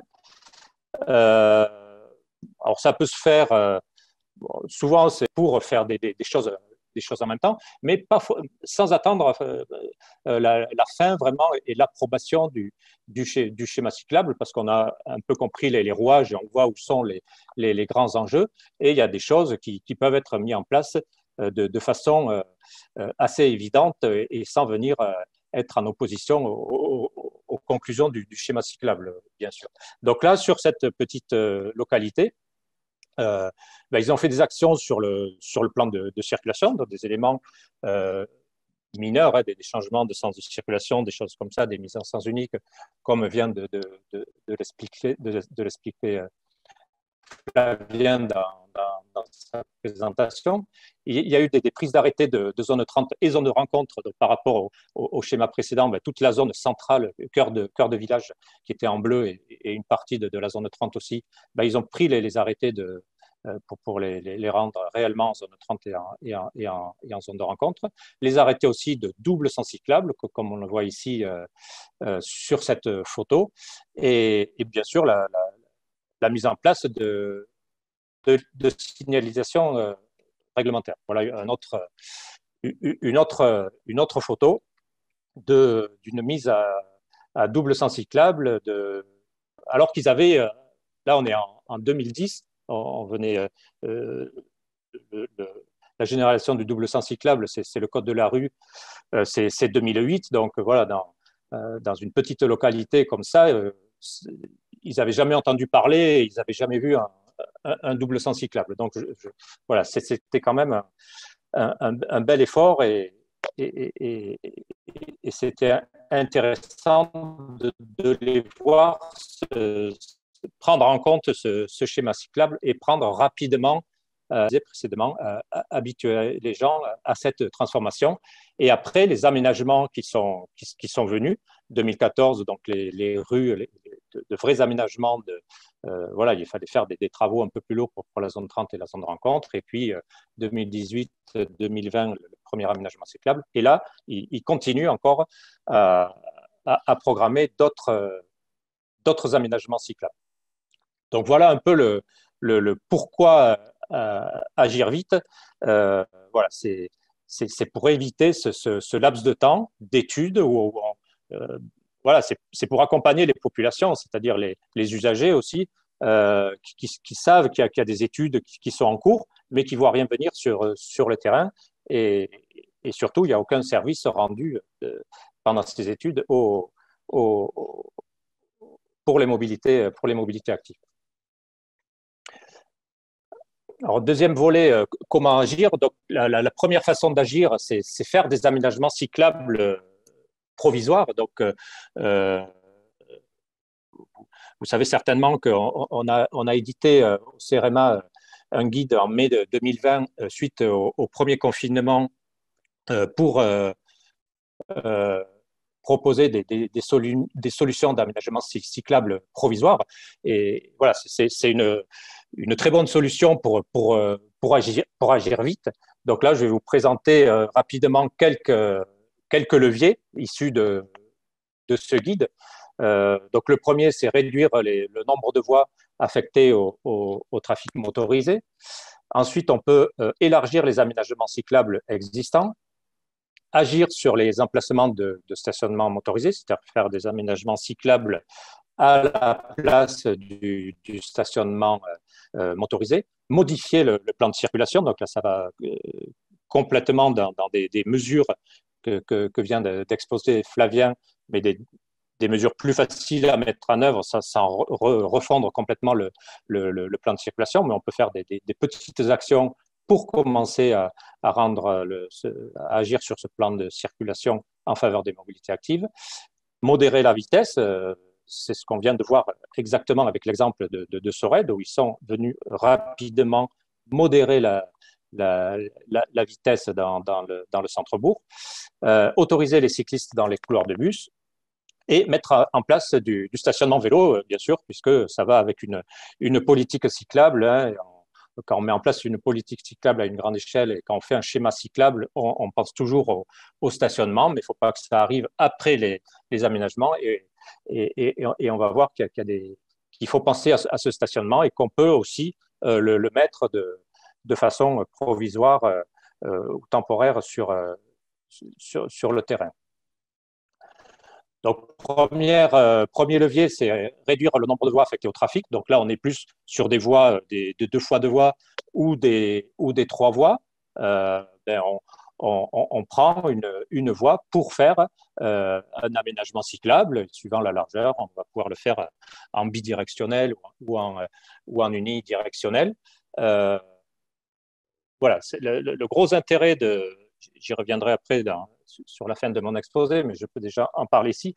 Le gros intérêt de l'aménagement que vous voyez à l'image, c'est ce type d'aménagement en définitif, on a du mal à aller vers ce type d'aménagement, parce qu'on ne sait pas quelles sont les conséquences. On ne sait pas si finalement le fait de prendre une voie au trafic motorisé, ça ne va pas complètement saturer cet axe et ça va créer une congestion monstre.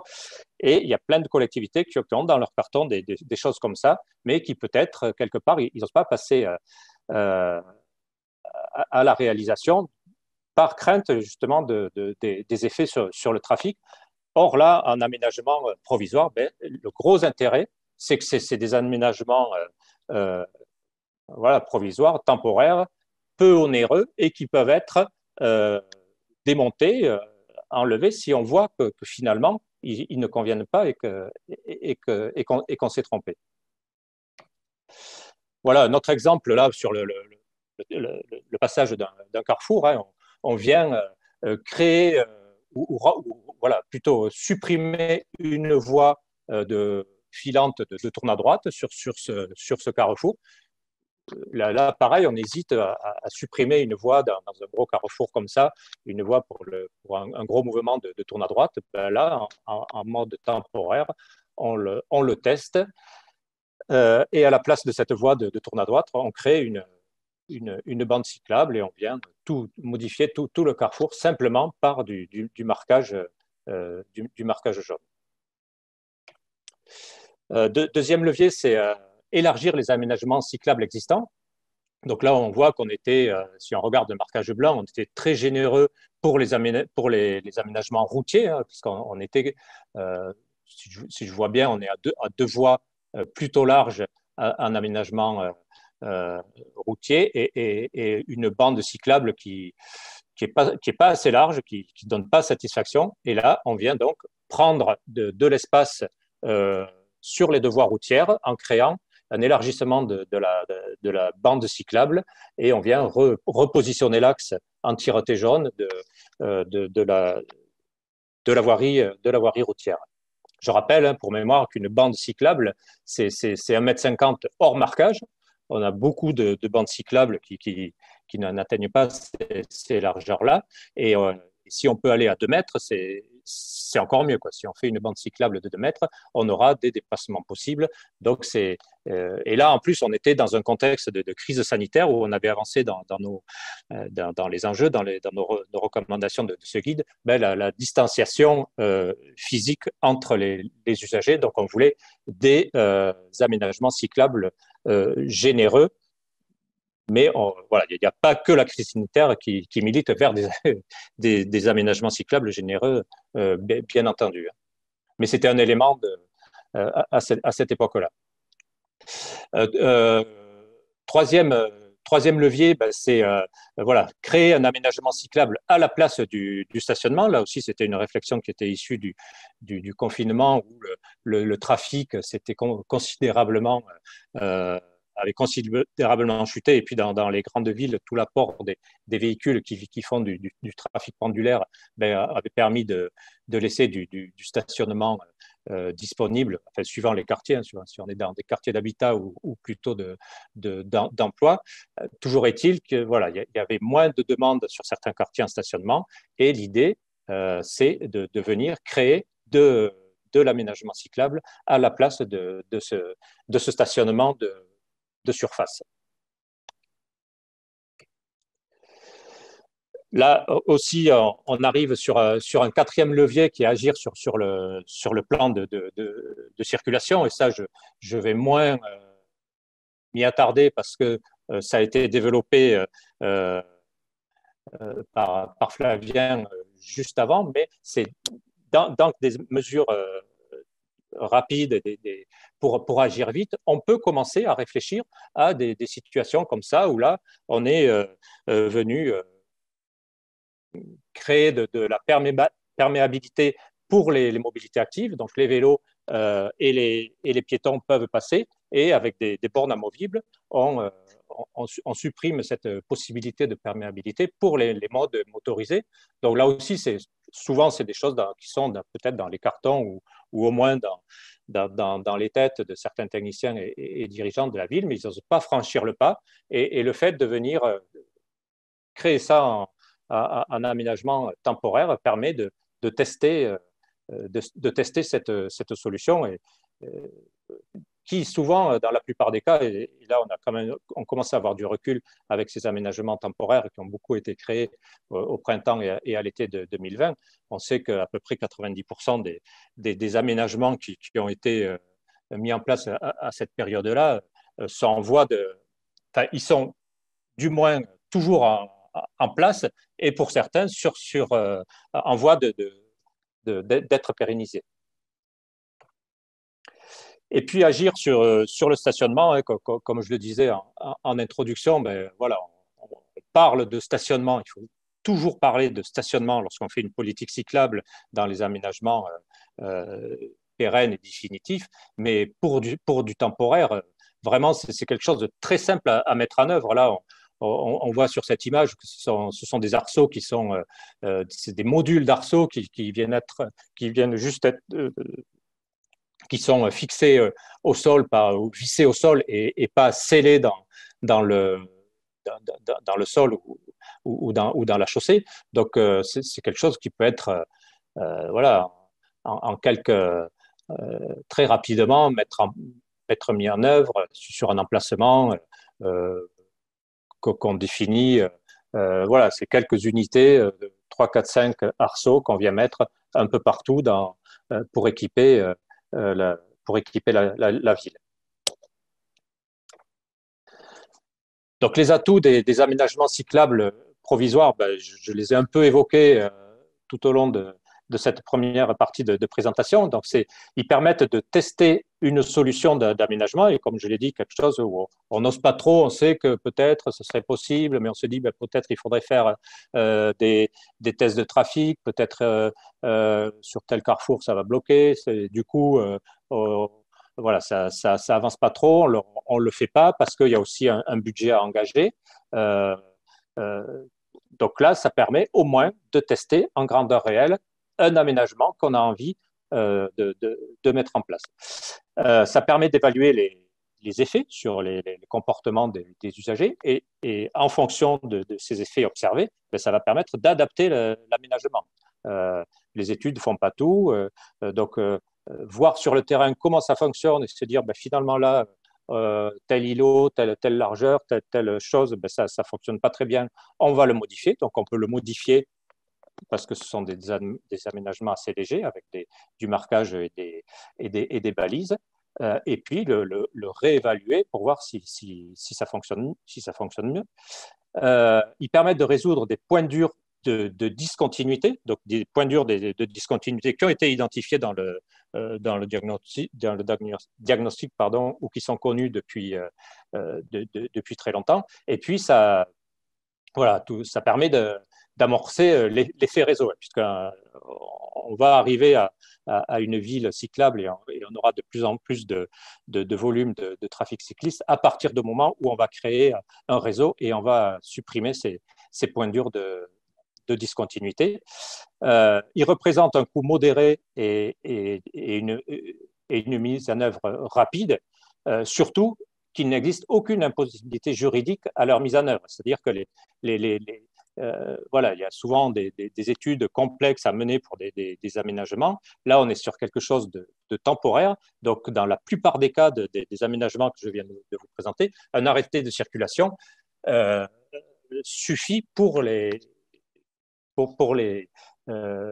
rendre, pour les mettre en œuvre, pour les légaliser. Voilà, donc tout ça, ce sont les aménagements temporaires qui sont un élément de ce dispositif Agir vite. Alors, vous avez vu que dans la première...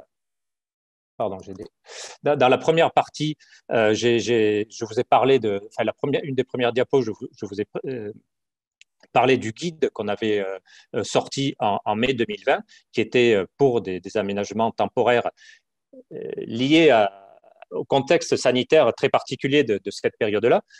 Il ne faut pas associer les aménagements temporaires uniquement à cette crise sanitaire. C'est-à-dire des aménagements temporaires tels que je viens de les décrire, vous pouvez les faire à tout moment.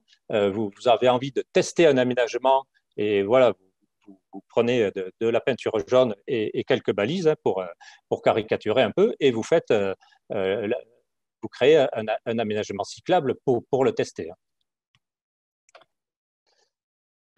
Et puis, voilà, que ce soit des temporaires ou non, deuxième volet pour agir vite, c'est utiliser les possibilités réglementaires, dont j'en ai évoqué quelques-unes. Ça peut être du temporaire ou du définitif pour ces possibilités réglementaires. Donc, c'est utiliser tous les éléments qui ont été définis dans le plan d'action des mobilités actives en 2016. Donc, il y a le double sens cyclable.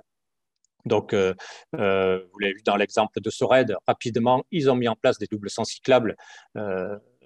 Et comme l'a rappelé Flavien, dans les zones de circulation apaisée, on demande la généralisation du double sens cyclable. Donc, il faut l'intégrer dans l'arrêté de zone de circulation apaisée, que ce soit l'aire piétonne, la zone de rencontre ou la zone 30. Donc, ça peut être aussi très rapide à mettre en œuvre. C'est un arrêté, comme vous l'avez vu dans le quiz tout à l'heure, ça peut être simplement le panonceau à minima, le panonceau sous le panneau de sens interdit.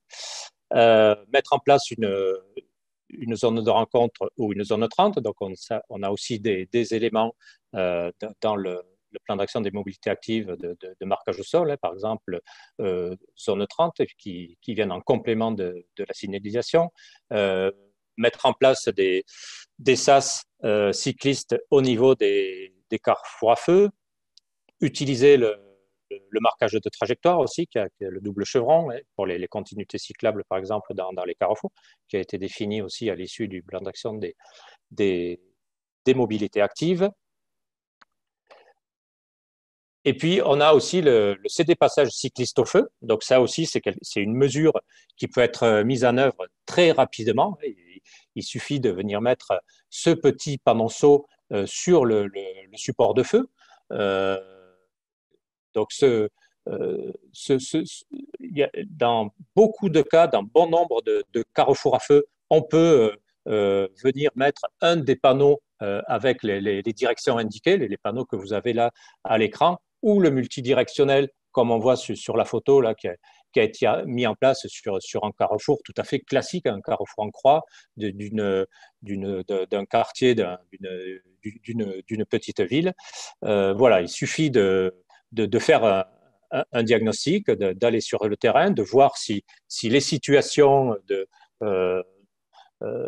voilà, c'est pas la peine de prendre un bureau d'études ou un expert en feu, où il suffit d'avoir du bon sens, d'aller sur le terrain, de voir si le fait de mettre en place ce céder le passage cycliste au feu peut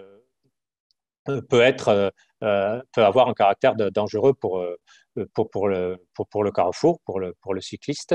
Voilà, c'est un diagnostic assez simple à mettre en œuvre de façon tout à fait autonome par la collectivité. En bas à gauche, vous avez un lien vers un petit film, hein, où on présente ce dispositif de céder le passage cycliste au feu, où la règle, je vous le rappelle, c'est que le cycliste, quand il arrive sur un carrefour muni de ce petit panonceau, il lit le carrefour comme un carrefour à céder le passage pour la direction concernée, représentée par la flèche sous le vélo. Donc sur la photo, ils ont mis le multidirectionnel. Ça veut dire qu'un cycliste qui arrive là, il n'a pas un feu, il a un céder le passage, donc il laisse passer les piétons, il laisse passer les véhicules des courants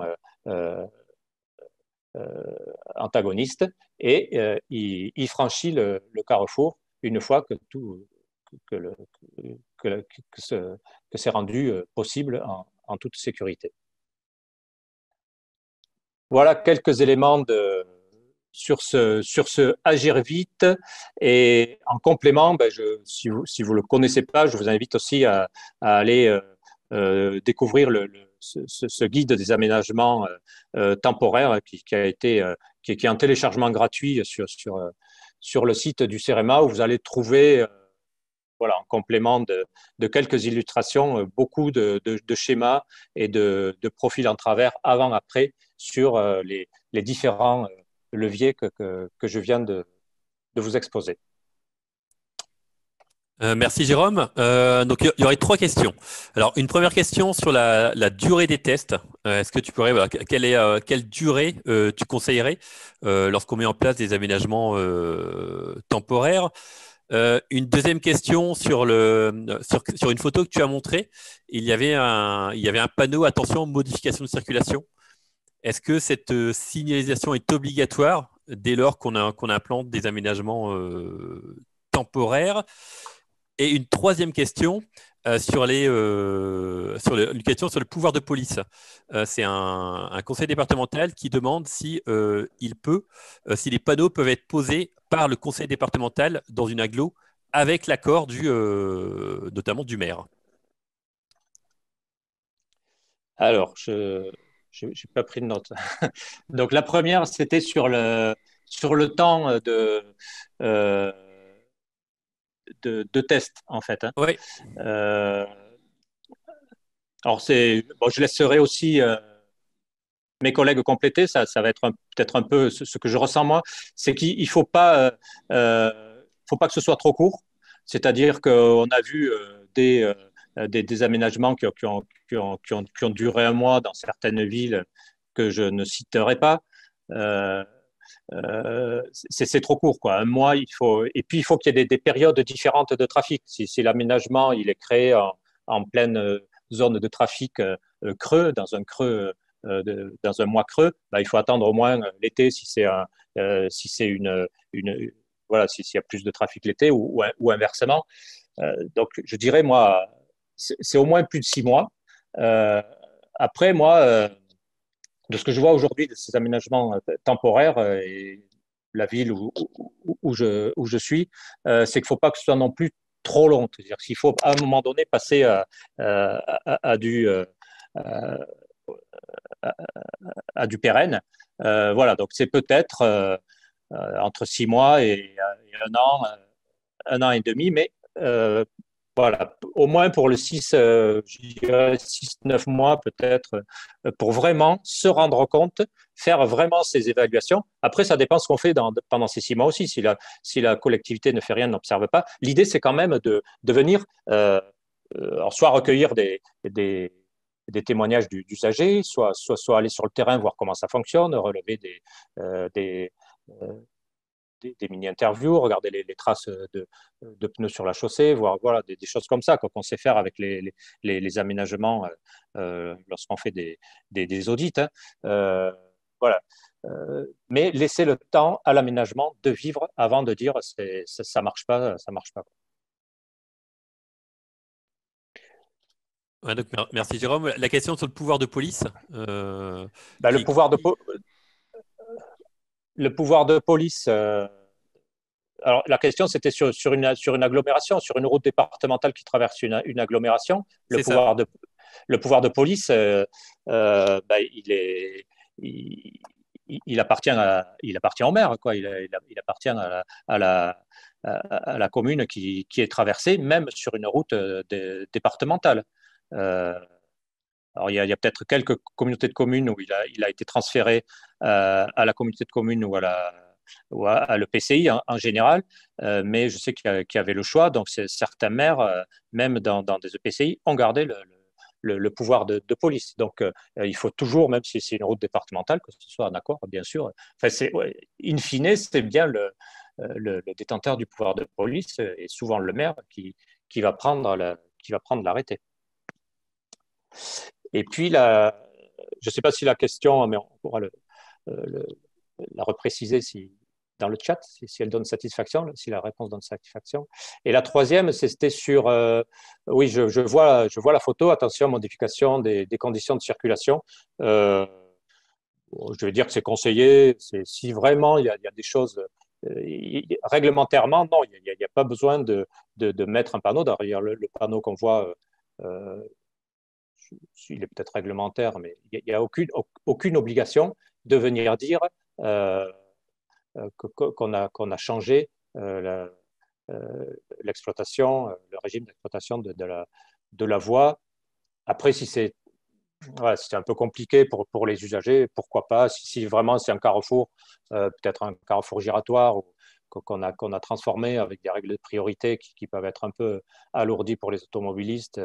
Si par exemple on a mis 2 CD de passage, voilà, peut-être venir informer les usagers motorisés de cette transformation, mais il n'y a aucune obligation.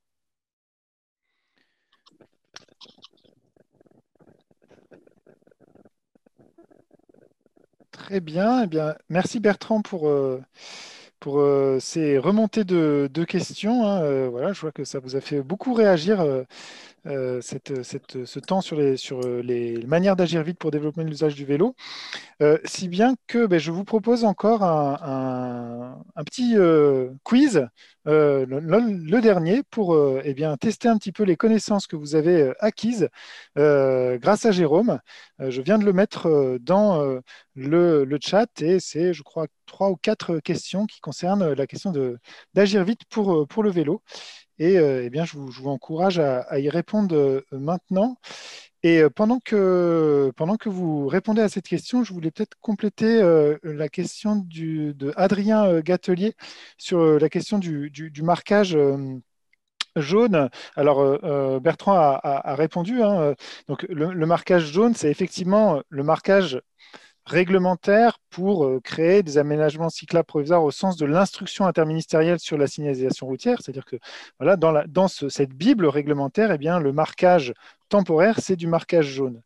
Mais les aménagements cyclables provisoires, eh bien, vous pouvez tout à fait envisager de faire des aménagements dont vous ne savez pas s'ils vont rester de manière pérenne, mais en utilisant un autre vocabulaire d'aménagement. Le jaune n'est pas une obligation absolue. Simplement, c'est une manière de communiquer avec les usagers. C'est-à-dire que c'est une manière de leur dire que eh bien, cet aménagement, il n'est pas là pour toujours et ça peut aussi rassurer à la fois les administrés et puis aussi les décideurs et puis aussi voilà, les personnes qui sont aux manettes de l'exécutif de vos collectivités. Mais encore une fois, il y a eu des choses, hein, je pense notamment à Montreuil, qui n'a pas décidé de se dire qu'il y avait plus de chances que les aménagements cyclables restent qu'ils partent, et donc qui, sur certains aménagements, même si c'était dans la dynamique des aménagements cyclables provisoires, a choisi le blanc. Voilà pour un complément d'information. Du coup, je continue, je reviens sur le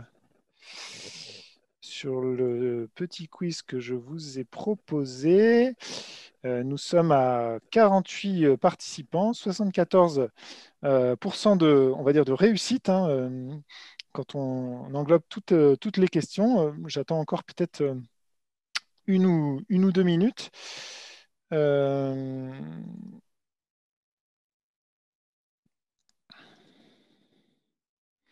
Là, 50, ouais, on arrive presque au chiffre précédent. Oui, simplement un complément aussi sur le pouvoir de circulation, hein, mais je l'ai mis dans le chat. Ça fait écho au webinaire sur la gouvernance, au dernier webinaire qu'on vous avait proposé, hein. Effectivement, c'est le détenteur du pouvoir de police de circulation qui décide voilà, du régime d'exploitation des voies. Mais là, je ne voudrais pas spoiler une des questions de mémoire que je vous avais mis dans le chat. Et ce pouvoir, c'est en agglomération, effectivement, le maire ou le président de l'établissement public intercommunal, hein, à qui ce pouvoir est transféré automatiquement quand l'établissement public de coopération intercommunale a la compétence voirie. Sachant que le maire peut les garder, mais il faut qu'il fasse une démarche volontaire moins de 6 mois après l'élection du président de l'établissement public de coopération intercommunale. J'essaie de ne pas parler par sigle et de ne pas dire EPCI, mais ce n'est pas simple. Voilà, donc je vous propose, donc je vais partager mon écran et puis on va regarder ensemble les résultats du quiz, hein. Donc voilà, vous êtes 53 à avoir participé, 65% de réussite. Donc, le cadre juridique, hein, on en a parlé un petit peu, mais là, voilà, c'est une manière de. Vous avez très bien répondu, bravo, hein. Donc, le cadre juridique pour créer un aménagement cyclable provisoire, eh bien, c'est que c'est une mesure de police qui nécessite un arrêté de police de circulation, hein. Il n'y a pas eu de mesure spécifique lors du confinement, hein, pour rendre cela possible. Même si certaines associations avaient peur qu'il y ait besoin de ça, mais non. Et puis, c'est pareil, il n'y a pas besoin d'avoir la compétence mobilité pour mettre en œuvre ces aménagements. Donc, bravo pour cette première question. Là, on avait, voilà, on vous proposait un petit classement à partir de photos, notamment que Jérôme avait utilisées, donc, pour montrer les quatre manières principales de créer des aménagements cyclables provisoire. Donc, il y a eu voilà, un bon classement de votre plat. On revoit ce filtre modal, hein. C'est vrai qu'il est quand même un outil intéressant et rapide et qui change vraiment la physionomie des rues. Et puis, troisième question, donc, voilà, preuve encore que vous aviez suivi de manière extrêmement attentive la présentation de Jérôme, hein, puisque vous aviez bien compris que ce panonceau, hein, donc qu'on peut appeler dans notre jargon le M12 multidirectionnel, hein, le céder le passage cycliste au feu qui propose plusieurs types de solutions, de directions, eh bien, on peut le mettre dans dans de nombreux carrefours. Et d'ailleurs, on en voit notamment dans des petites collectivités, hein, qui ont peu de feu, avec des enjeux de flux assez faibles, où le M12 multidirectionnel est mis en œuvre. Et puis dernière question, hein, eh bien, voilà, c'était une petite question pour la fourchette de prix. Hein, c'était plus, on ne vous demandait pas quand même de savoir ça de manière par cœur. Hein, bon, ce sont des chiffres qu'on met dans notre guide sur les aménagements cyclables provisoires, mais c'était simplement pour montrer que, eh bien, en gros, c'est pas cher, hein, de mettre en œuvre des aménagements cyclables provisoires. Hein. En gros, c'est entre 3 000 et 20 000 euros du kilomètre, suivant ce que vous allez mettre comme type d'aménagement. Voilà, ben merci à tous pour votre participation active à ce quiz, et je redonne la parole à Flavien pour notre dernier temps participatif.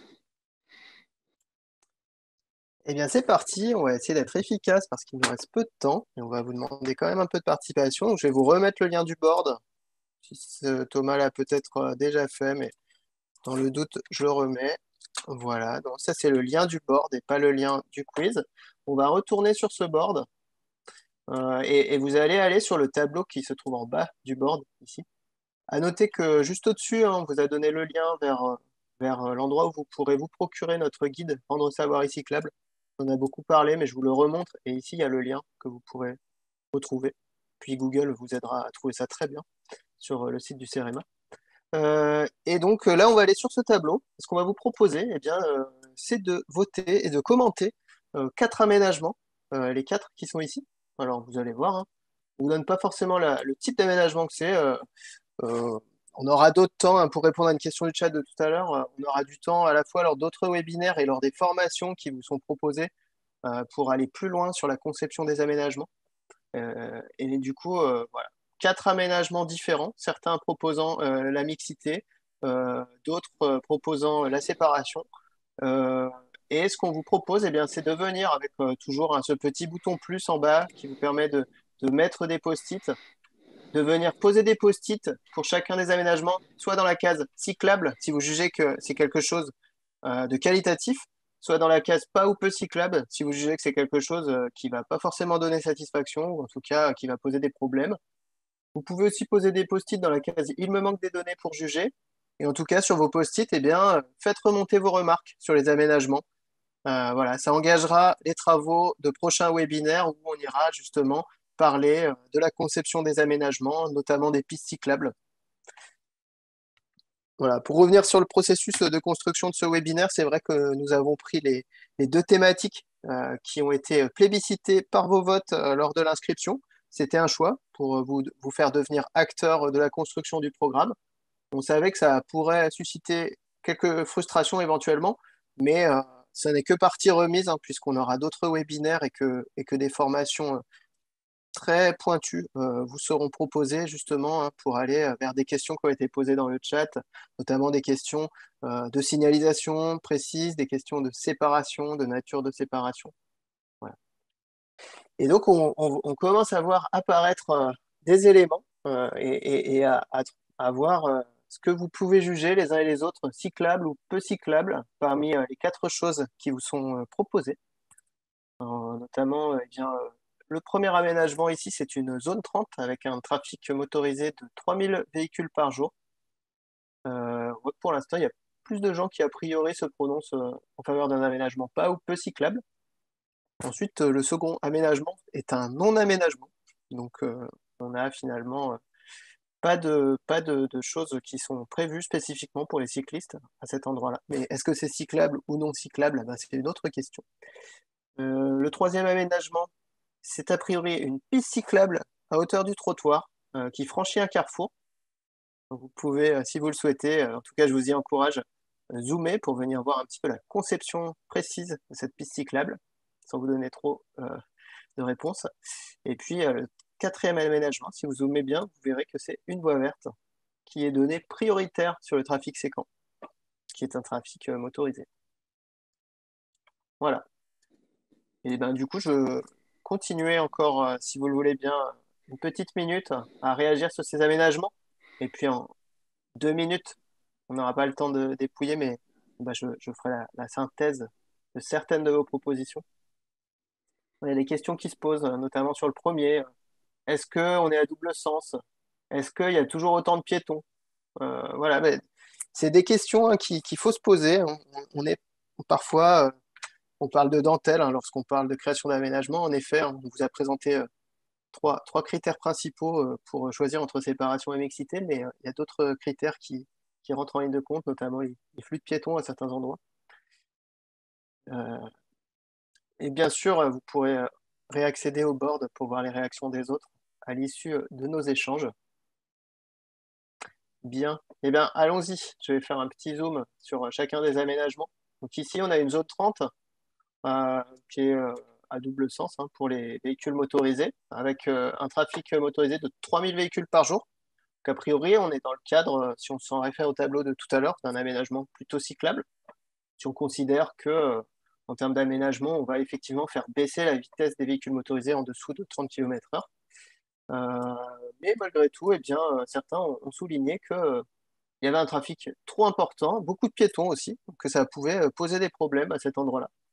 Donc, c'est des questions qui peuvent se poser. La question du changement du plan de circulation pour la rendre à sens unique plutôt qu'à double sens. C'est des choses qui, en effet, peuvent se poser.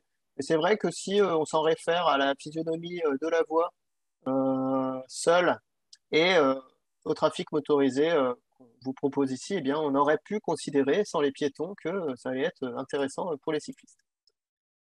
Le second, est-ce que c'est quelque chose de cyclable? Bon, pas d'aménagement. Vous avez un peu réagi hein, sur ça. Une ambiance très routière, on sent une pression du trafic motorisé important. Pas de mesures pour freiner la vitesse. Euh, Certains d'entre vous qui ont très justement souligné qu'on n'avait pas les données de trafic et du coup c'était indispensable pour se prononcer. Bravo pour ceux qui ont souligné ces éléments-là. Ensuite, on est sur une piste cyclable, hein, souvent plébiscitée par les usagers, la piste cyclable comme type d'aménagement. Et d'ailleurs, certains ont souligné que c'était un aménagement séparé, qu'on l'avait marqué. Mais par contre, eh bien, d'autres ont réagi hein, sur la nature de l'aménagement, comment il avait été prévu. En effet, on a donné la priorité aux véhicules motorisés, on a mis des potelets, c'est des obstacles qui sont parfois dangereux hein, pour les cyclistes. Globalement, tous les obstacles sont à proscrire hein, sur les aménagements cyclables. Donc voilà, vous avez des éléments de réponse vraiment intéressants sur ces aspects-là. D'ailleurs, l'aménagement a été revu. Hein. Ça, c'était une première version de l'aménagement et dans d'autres présentations, on vous montre l'avant-après. Ça, c'est l'aménagement initial. Et puis enfin, on a une voie verte que tout le monde a plébiscité. Et en effet, c'est quelque chose qu'on montre dans notre fiche qui traite du choix entre la priorité donnée aux cyclistes ou la priorité laissée aux véhicules motorisés dans les intersections entre les véloroutes et voies vertes et, euh, et le réseau général. Et c'est vrai qu'on le montre plutôt comme bon exemple. Et donc, c'était jugé un aménagement séparatif et sécurisé qui donnait des éléments favorables aux cyclistes, notamment la priorité. Voilà, et ben, on vous remercie pour toutes ces réactions sur ces aménagements. Ça préfigure des échanges vraiment intéressants, soit en webinaire, soit en formation. Et on va passer donc à la conclusion de ce webinaire. Merci encore pour votre participation à ce temps d'échange. Merci beaucoup Flavien, merci Jérôme, merci Bertrand, merci à toutes et à tous pour votre participation active à ce webinaire. Avant de laisser la parole à Pierre Brunet de l'ADEME hein, pour conclure cette séance, je voulais juste partager avec vous nos prochains rendez-vous du mardi. Voilà, vous avez à l'écran les dates à retenir des 4 prochains webinaires. Hein. Le premier, c'est dans 15 jours. Hein. Il portera sur les obligations législatives et réglementaires des maîtres d'ouvrage. Hein. Donc, un webinaire un peu plus théorique, un peu plus rugueux peut-être, mais qu'on essaie essaiera de rendre quand même attractif. Ensuite, le 8 mars, on laissera passer les vacances scolaires et on s'intéressera à la stratégie vélo, aux questions d'animation et de communication sur le vélo. Ensuite, 15 jours plus tard, ça sera le tour des services vélo, de faire l'objet d'un webinaire spécifique. Et puis, le 5 avril, on a prévu donc de vous parler du plan de circulation. C'est une de vos attentes. Justement, c'est une illustration, hein, donc des approfondissements que l'on propose. Et ce webinaire, on le fera très probablement en partenariat avec l'Académie des mobilités actives, hein, l'ADMA, et puis aussi le Club des villes et territoires cyclables et marchables, qui voilà, ont des choses à dire sur ce sujet-là. Voilà, je vous remercie toutes et tous et je laisse la parole à Pierre Brunet pour la conclusion de ce webinaire. Oui, bonjour à tous. Vous m'entendez? C'est bon? On t'entend très bien, Pierre. Oui, très bien. Merci. Donc, très rapidement, en conclusion, moi-même, Pierre Brunet, et également ma collègue Mathilde Pavot-Mancheron du service transport mobilité de l'ADEME, et en tant qu'animateur du programme à vélo 2, nous tenions à remercier d'abord l'ensemble des participants à ce webinaire, notamment pour la qualité et la constructivité des questions qui ont été posées. Également, merci à Bertrand, Flavien, Thomas et Jérôme pour la richesse des informations qui ont été posées.